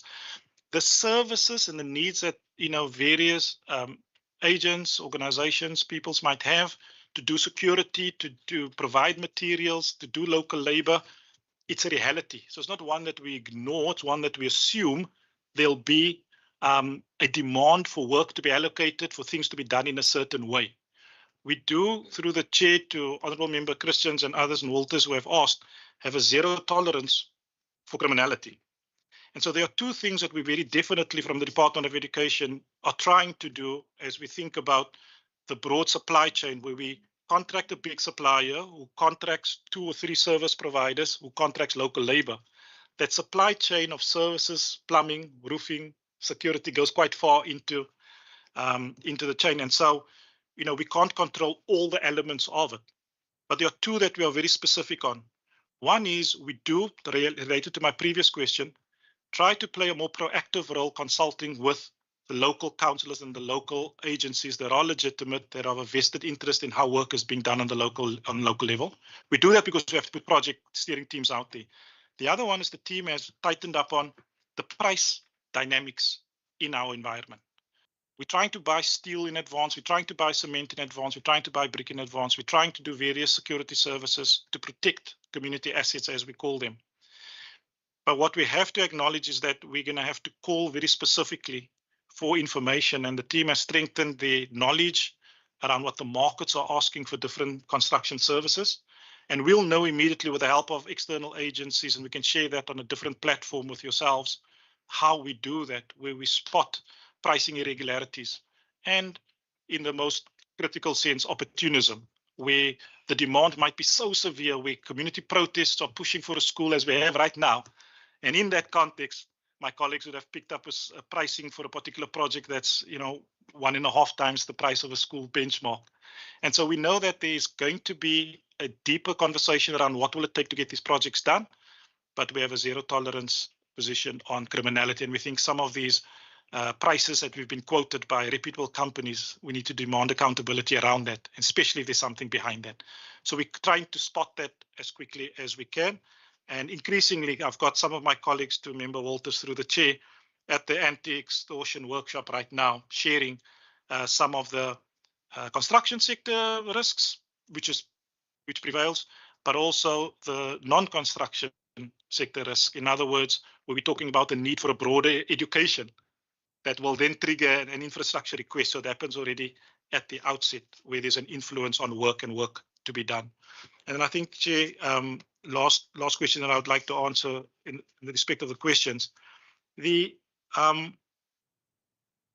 context around are we actually clear on how we can improve our planning? I mean, the question came at different levels. To share transparently with the committee, our target at the moment, of course, is quantified. We want to build X number of schools. But I would say to the honourable members who have asked on this forum and elsewhere, the safety of our learners are incredibly important right now. And we mean that because of the vulnerability in the communities, but we also mean that knowing the impact on learning. We are very worried about class sizes, not just the 40, 50, 60 in the classes, but we know that remedial education is going on in these classrooms as well. And the psychological safety, if I can use that on this platform, Chair, we are now designing schools with capabilities that makes provision for that, for NGOs or for community officers or for institutional personnel to support the school with managing the counselors, etc., manage for safety. And so our target moves from quantifying how many more schools to actually we want to build 5 schools, but the nuance is they will have all of the facilities that a school in a context like Delft or Grabouw or Atlantis needs. And we open ourselves up to the oversight and scrutiny of that. That says the reason why we went with mobile schools is not because of the technology only. We didn't think the design incorporated some of the very necessary facilities. And so our determination is around balancing the target of number of schools with what do the schools look like. And it's still an ongoing debate that I'm having with my MEC at the moment about setting the right targets, but we are very ambitious to drive those quality of school environments across the province. Thank you. Great. Thank you. I do just to round up, I do want to draw the attention of the committee to what some municipalities, particularly the city of Cape Town, are doing to support school build generally. I mean, Sally Abrahams has pointed out the support that we've received from the city to assist with the Rapid School Build program. But I'd also draw the committee's attention to a recent innovation in the city where they have developed a model to release fixed property, buildings or land at significant discount prices to NPOs, not-for-profit institutions serving poor communities at significant discount prices. And the first iteration was approved successfully and supported a subsidized independent school in Manenberg. And I think there's a lot of promise in that model, and certainly I think the committee might want to take a look at that innovation, which I think was a big step forward for the city of Cape Town. Thanks. Thanks both to Minister and to Mr. Abrams and the team for your responses there.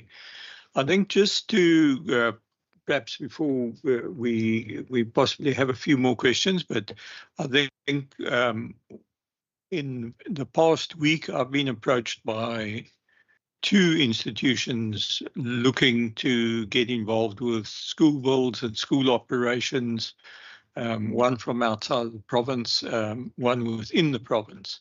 And both of them trying to explore which are the best ways to enter into discussions. I've passed on your names and the contact details to them.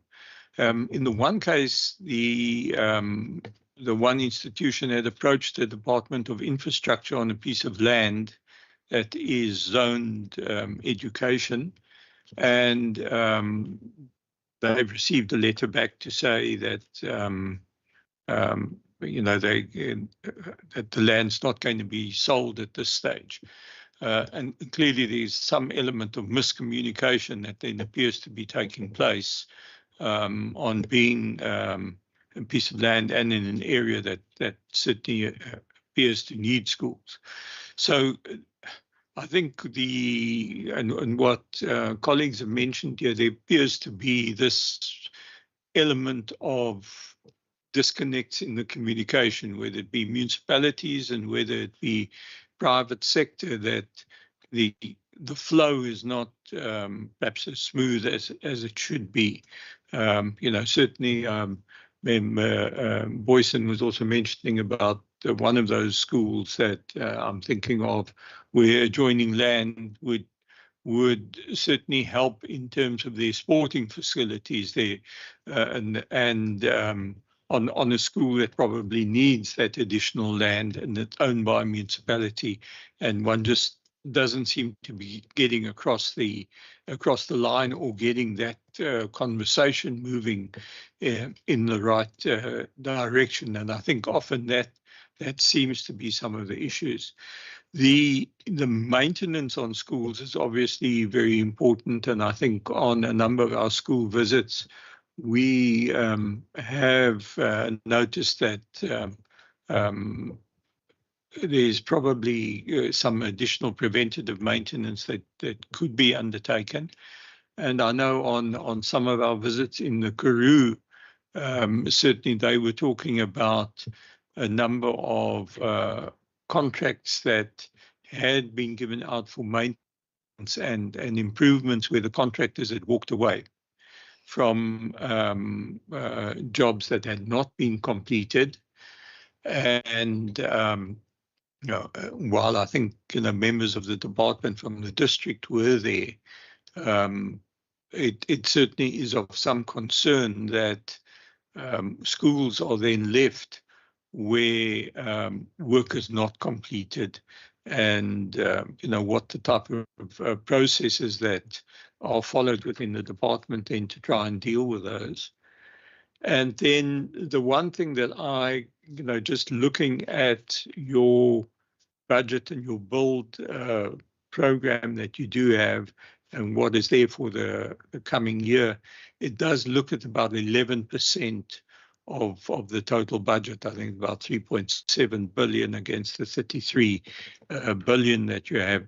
What do you believe the the sweet spot, in a sense, is for that type of work that needs to be undertaken, because as you've also mentioned, you sit with the great difficulty where the fleet or the of schools as such is probably is old in terms of the age there, and therefore more maintenance is needed. Because I think in the greater debate in terms of, on the one side, fiscal constraints, and in the other side, sitting with your total budget, one also needs to be careful that you don't spend too little, or how one balances and tries to get that level of balance that there is.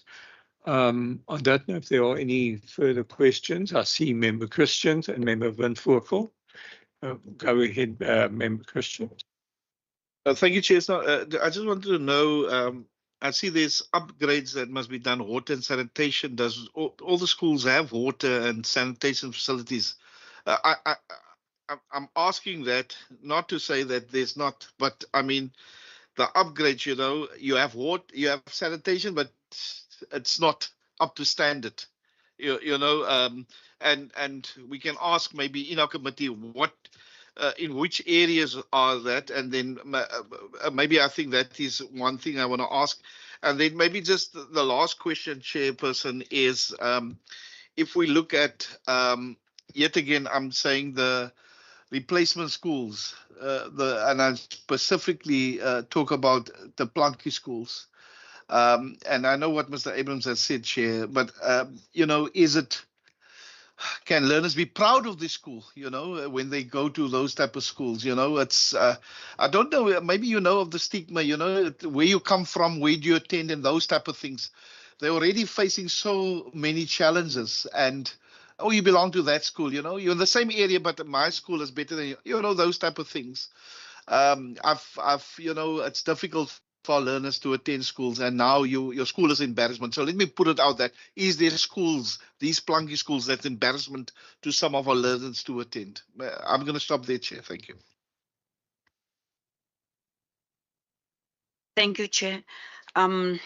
Chair, just a follow-up. I'm not sure. I think, yeah, it's a follow-up. Thanks for your explanation in terms of companies, bringing in companies, black-owned and colored-owned companies. Because your explanation in terms of the big companies, I don't see it as really as an excuse, because I know of big companies who really failed the department. So I really want the department to look into that. Then, secondly, Chair, I'm not sure, perhaps I missed it somehow. On slide 17, you mentioned that in your presentation, the list of 32 new schools built, but in the brackets, you only refer to 8 were constructed. So I just could you please confirm whether it's 8 or 32? Perhaps I missed it somehow. Then secondly, Chair, early childhood development. Which communities and areas benefited from these new ECD centers, and on whose land were these ECD centers established? I just want to check if it's municipal land or private land, or does it belong to the department? I'm not sure. I need clarity on that. And who's currently responsible for managing each of these new ECD centers? And what was the average or individual cost per newly built ECD center? If you don't have an answer, I can just table it as a resolution. Then on the renovations, Sponterbok School is one of those schools where I think I always highlight the issue of Sponterbok Primary School in Swellendam, because I visit, it is my area where I am deployed. And when I visit the school principal, there's no new one. Always take me to that spot where the remember the old schools were the wat ons upstairs het, nê, met die bakstene wat ook al. En dis 'n groot sloot in die by die boonste verdieping. So as jy opkyk dan sien jy die diep sloot and they are worried about that. And you mentioned something about the safety of our children is the most important factor. So I really want to understand when you identify those schools for renovations, what criteria are you using for that? Yeah, I think I will park there. Thank you, Chair. Chair, I just forgot to ask one. Thank you, Chair. No, I just want to ask, and I've asked it before, and I think I did get an answer, but I just want to clarify again. In the previous Parliament, we went to the province to amend the Western Cape Schools Act. Now, collaboration schools was part of it because I think that was the idea. Government won't be able to have finances. Let's partner. So how's that process going? When you get NGOs or whoever that can contribute in accelerating the building of schools or whatever the case may be. Thank you, Chair. Thank you. Thanks. I think I'm just looking to see if there are any other questions for being the last round now. So I think we can hand over to you, Minister, and to you, Mr. Abrams. Chair, thank you. Thank you for those questions.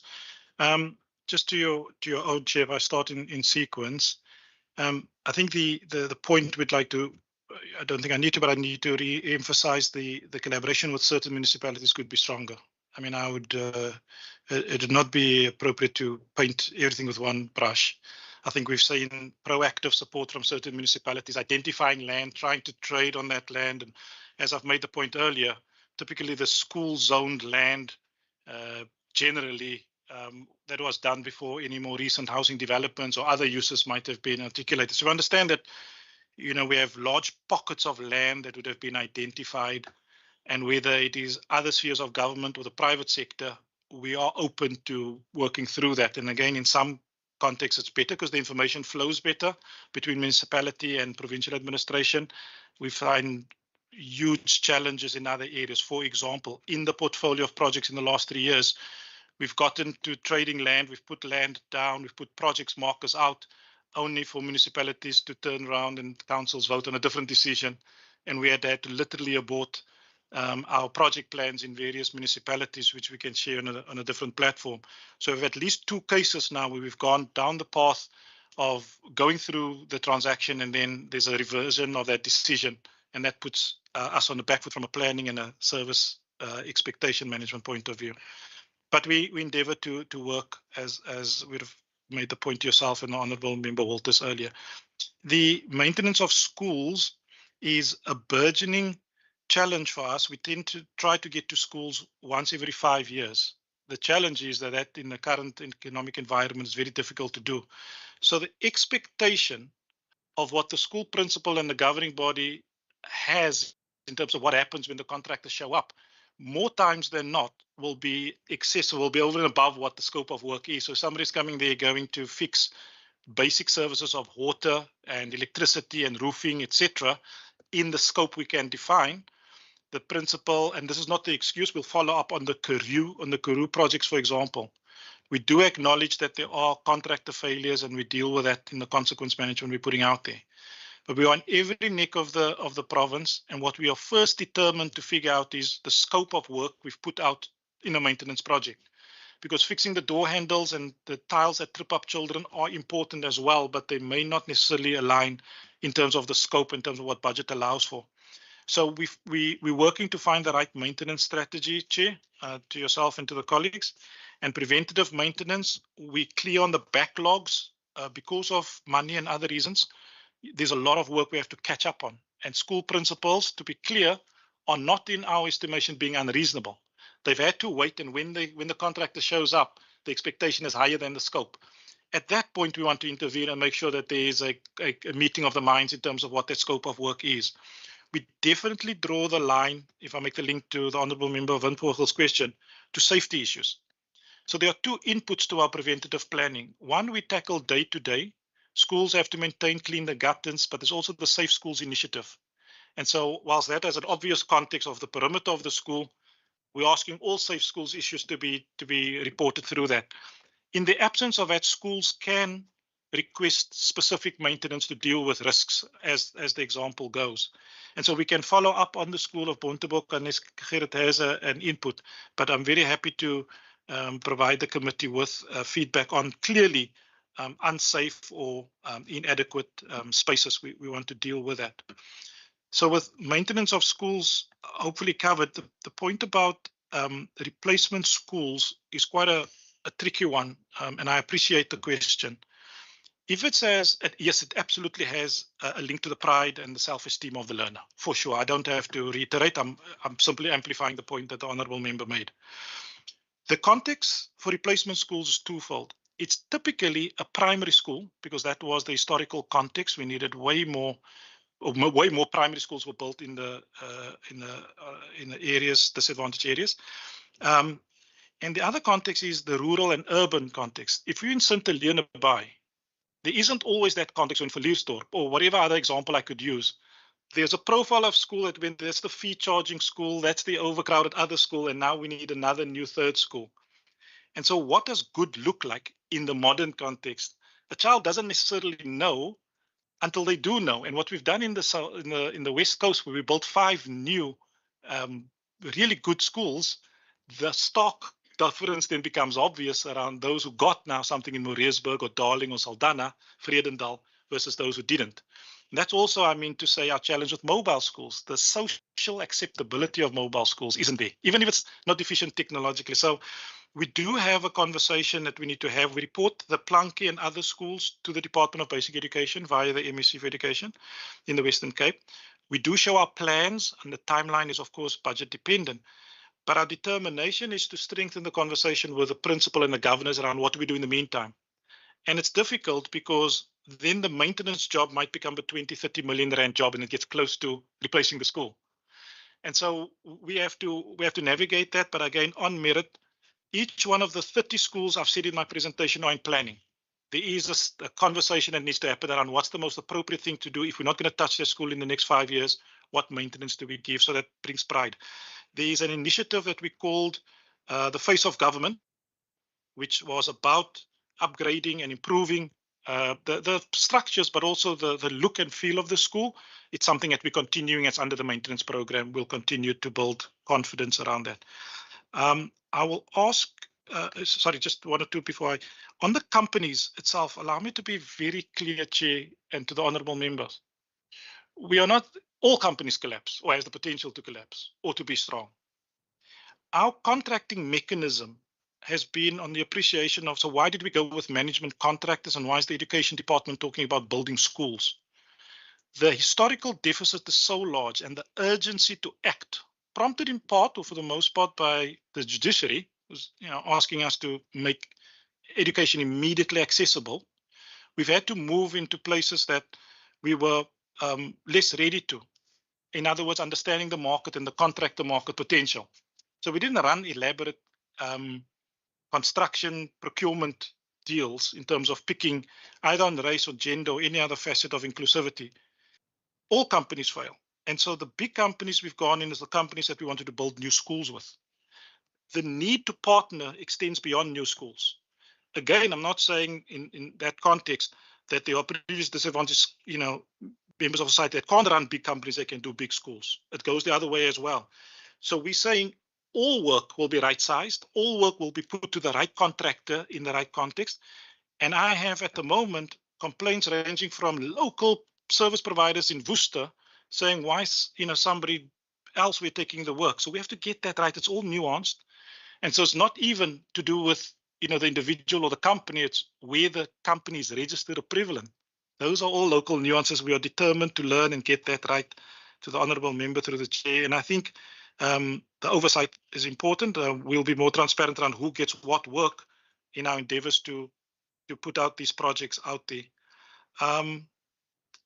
Technical clarification on slide 17. For the new schools, we built 32. That's the number. We built it, we delivered it, it opened.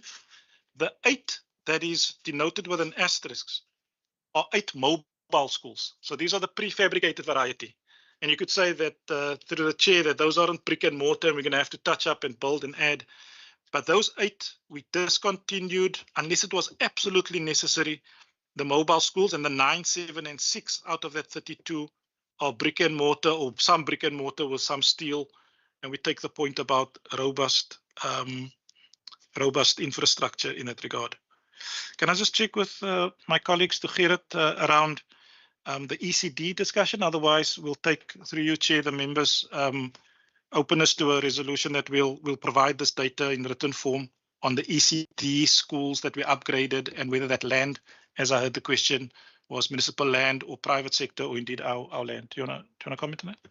Yes, so we used the ECD funding last year to develop classrooms at a new school built, Happy Valley, and that's a government-owned facility, so it's on government property. Yes.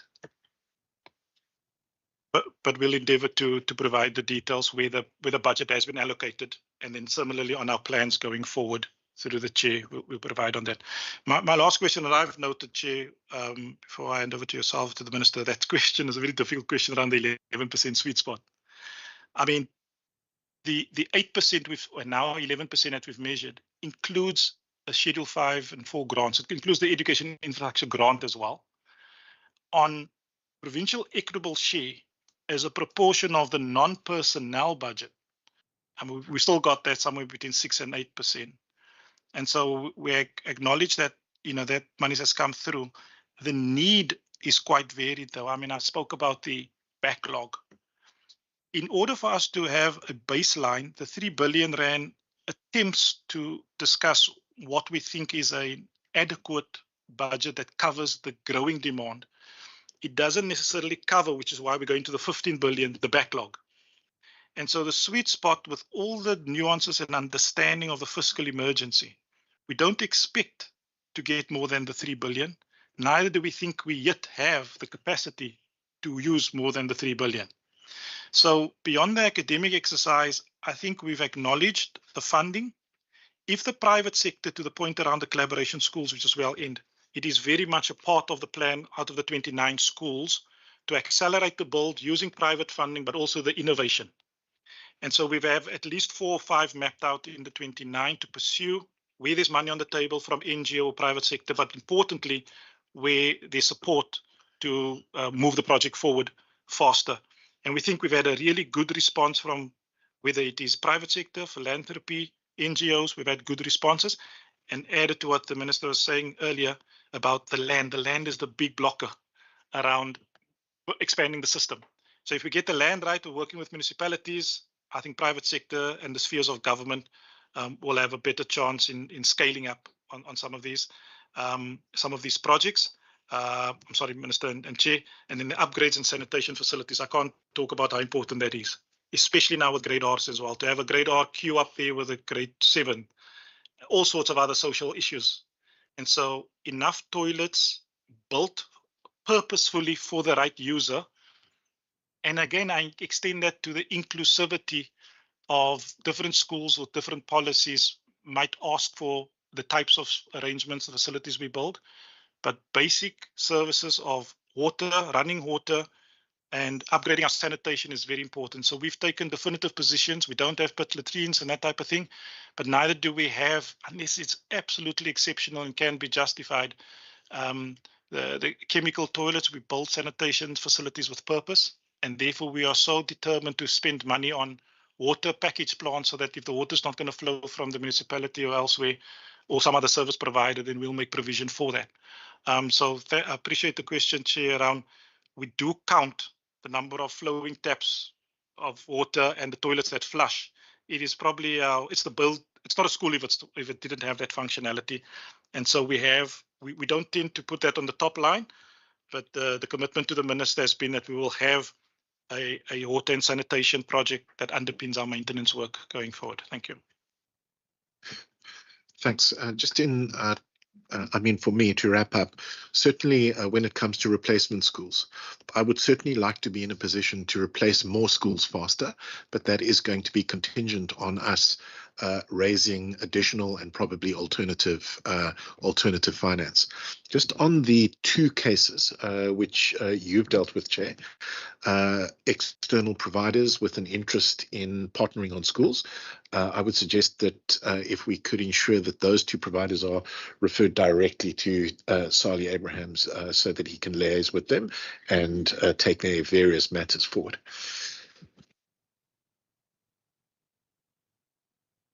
I saw a hand here from Member Boyson.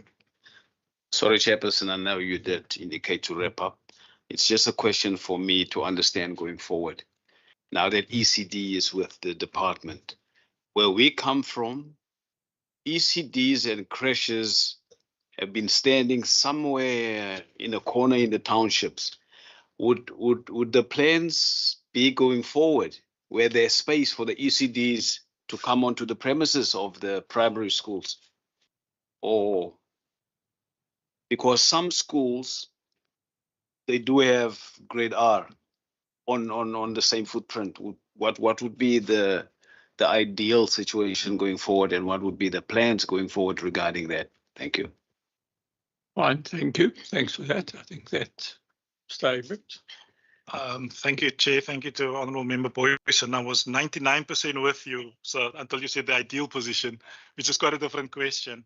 We have as an advantage, I mean to say, Chair, quite an advantage with the wide array of service providers in the ECD space, NGOs, creches, etc.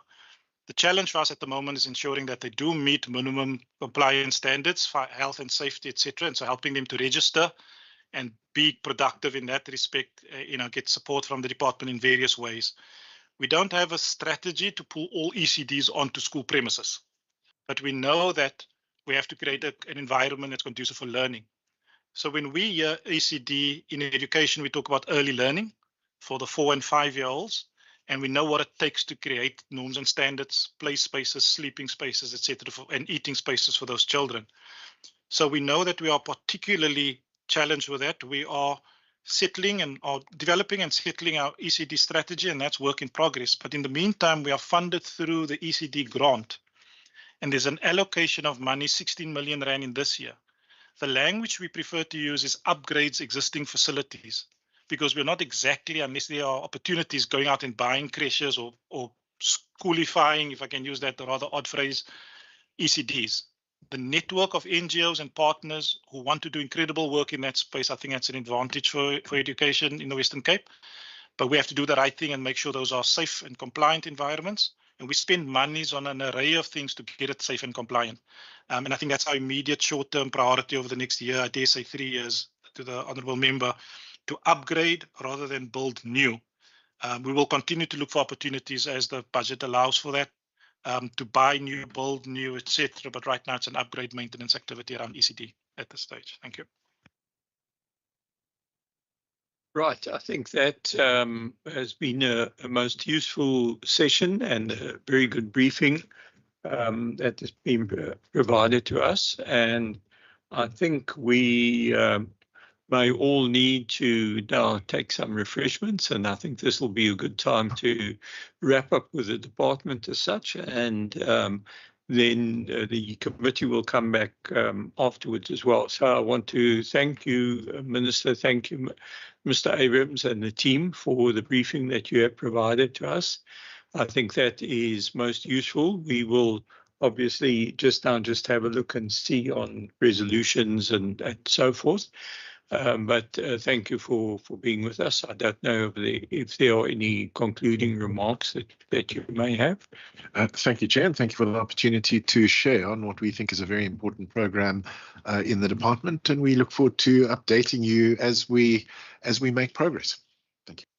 Thank you very much. I think we'll break for about 20 minutes and be back at 3:20. So that we can try and wrap up as soon as possible before we go out and face the cold and the dark. Thanks very much.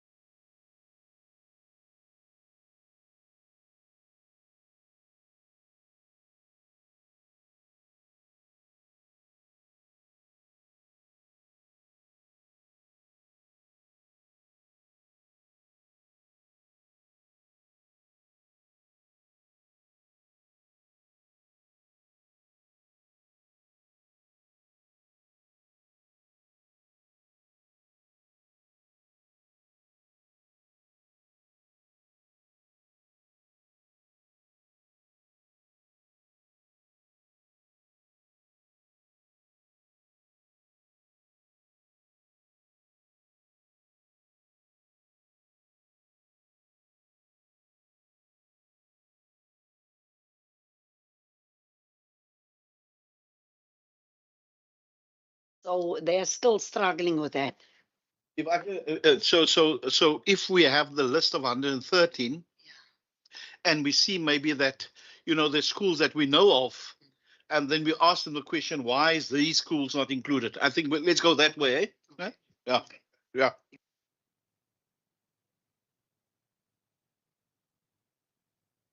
I think, are we just looking at the team on the platform because Yeah, Chair, I'm happy with Member Christian's proposal.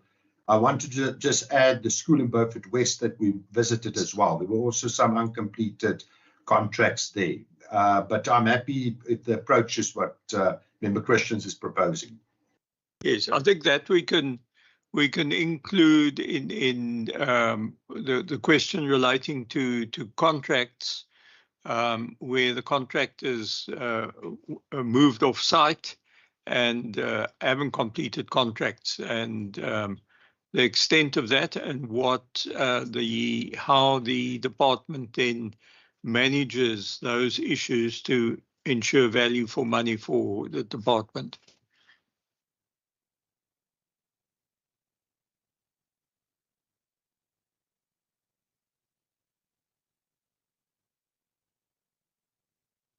And I think that does that deal with resolutions and recommendations then from this briefing? Yes, Chair. Yes, Chair. Okay, then I think we have a number of draft minutes to deal with.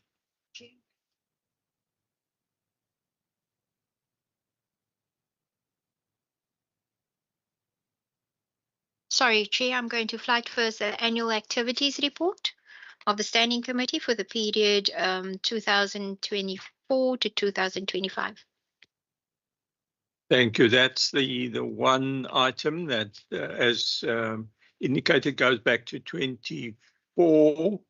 And then on the, I think on the second page, we sort of cover April 24, which was before we came in office, related then to the billable meetings, and then it flows through onto page 3.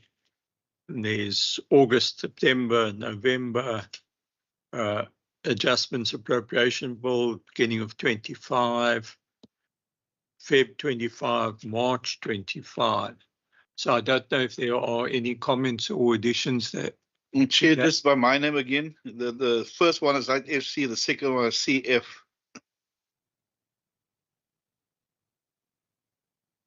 It looks like they regularly like to check whether you've read these minutes, Member Christians.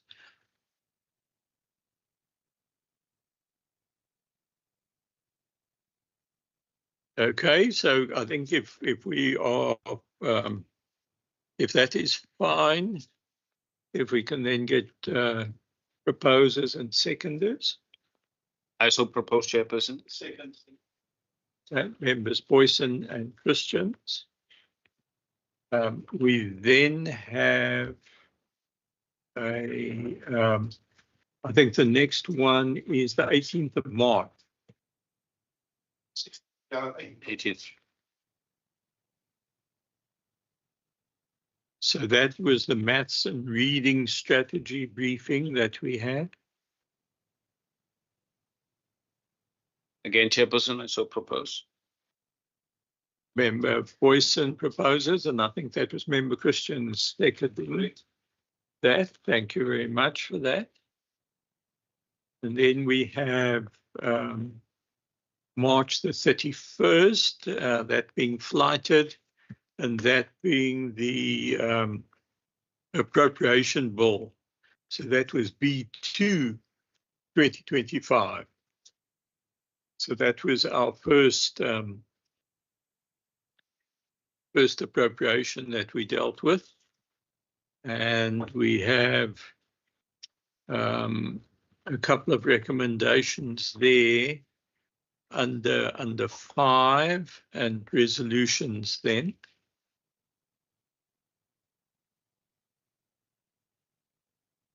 I second, Chair. Okay, so that's proposed by Member Christian, seconded by Member Boyson. Okay, and I think that 6th of May. Okay, that one I don't have in front of me, sorry.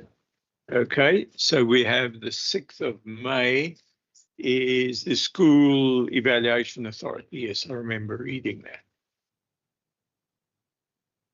Again, Chairperson, I was present. I so propose. I second. Okay, so I think that was Member Boyson, and then I think Member Christians, yes. Right. Thank you.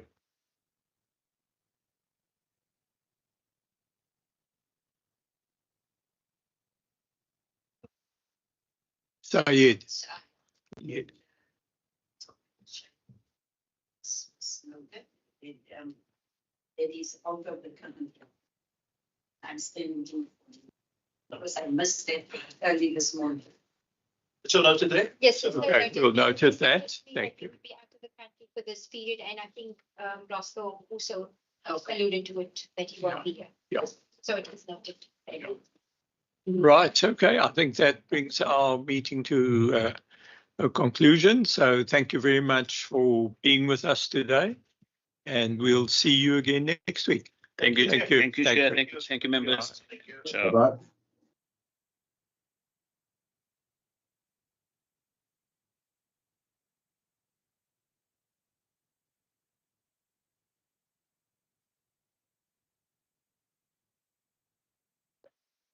Member, Yes. accident. Were you in an accident? But now it's the law is 20th of May. No, May. Oh, Yeah. okay. Sorry for I'm that. hiring a car. Sorry for that, The man. car dropped me this morning. Shame, man. My sister had to drive through and bring her car with my other sister. Oh, man. Sorry, man.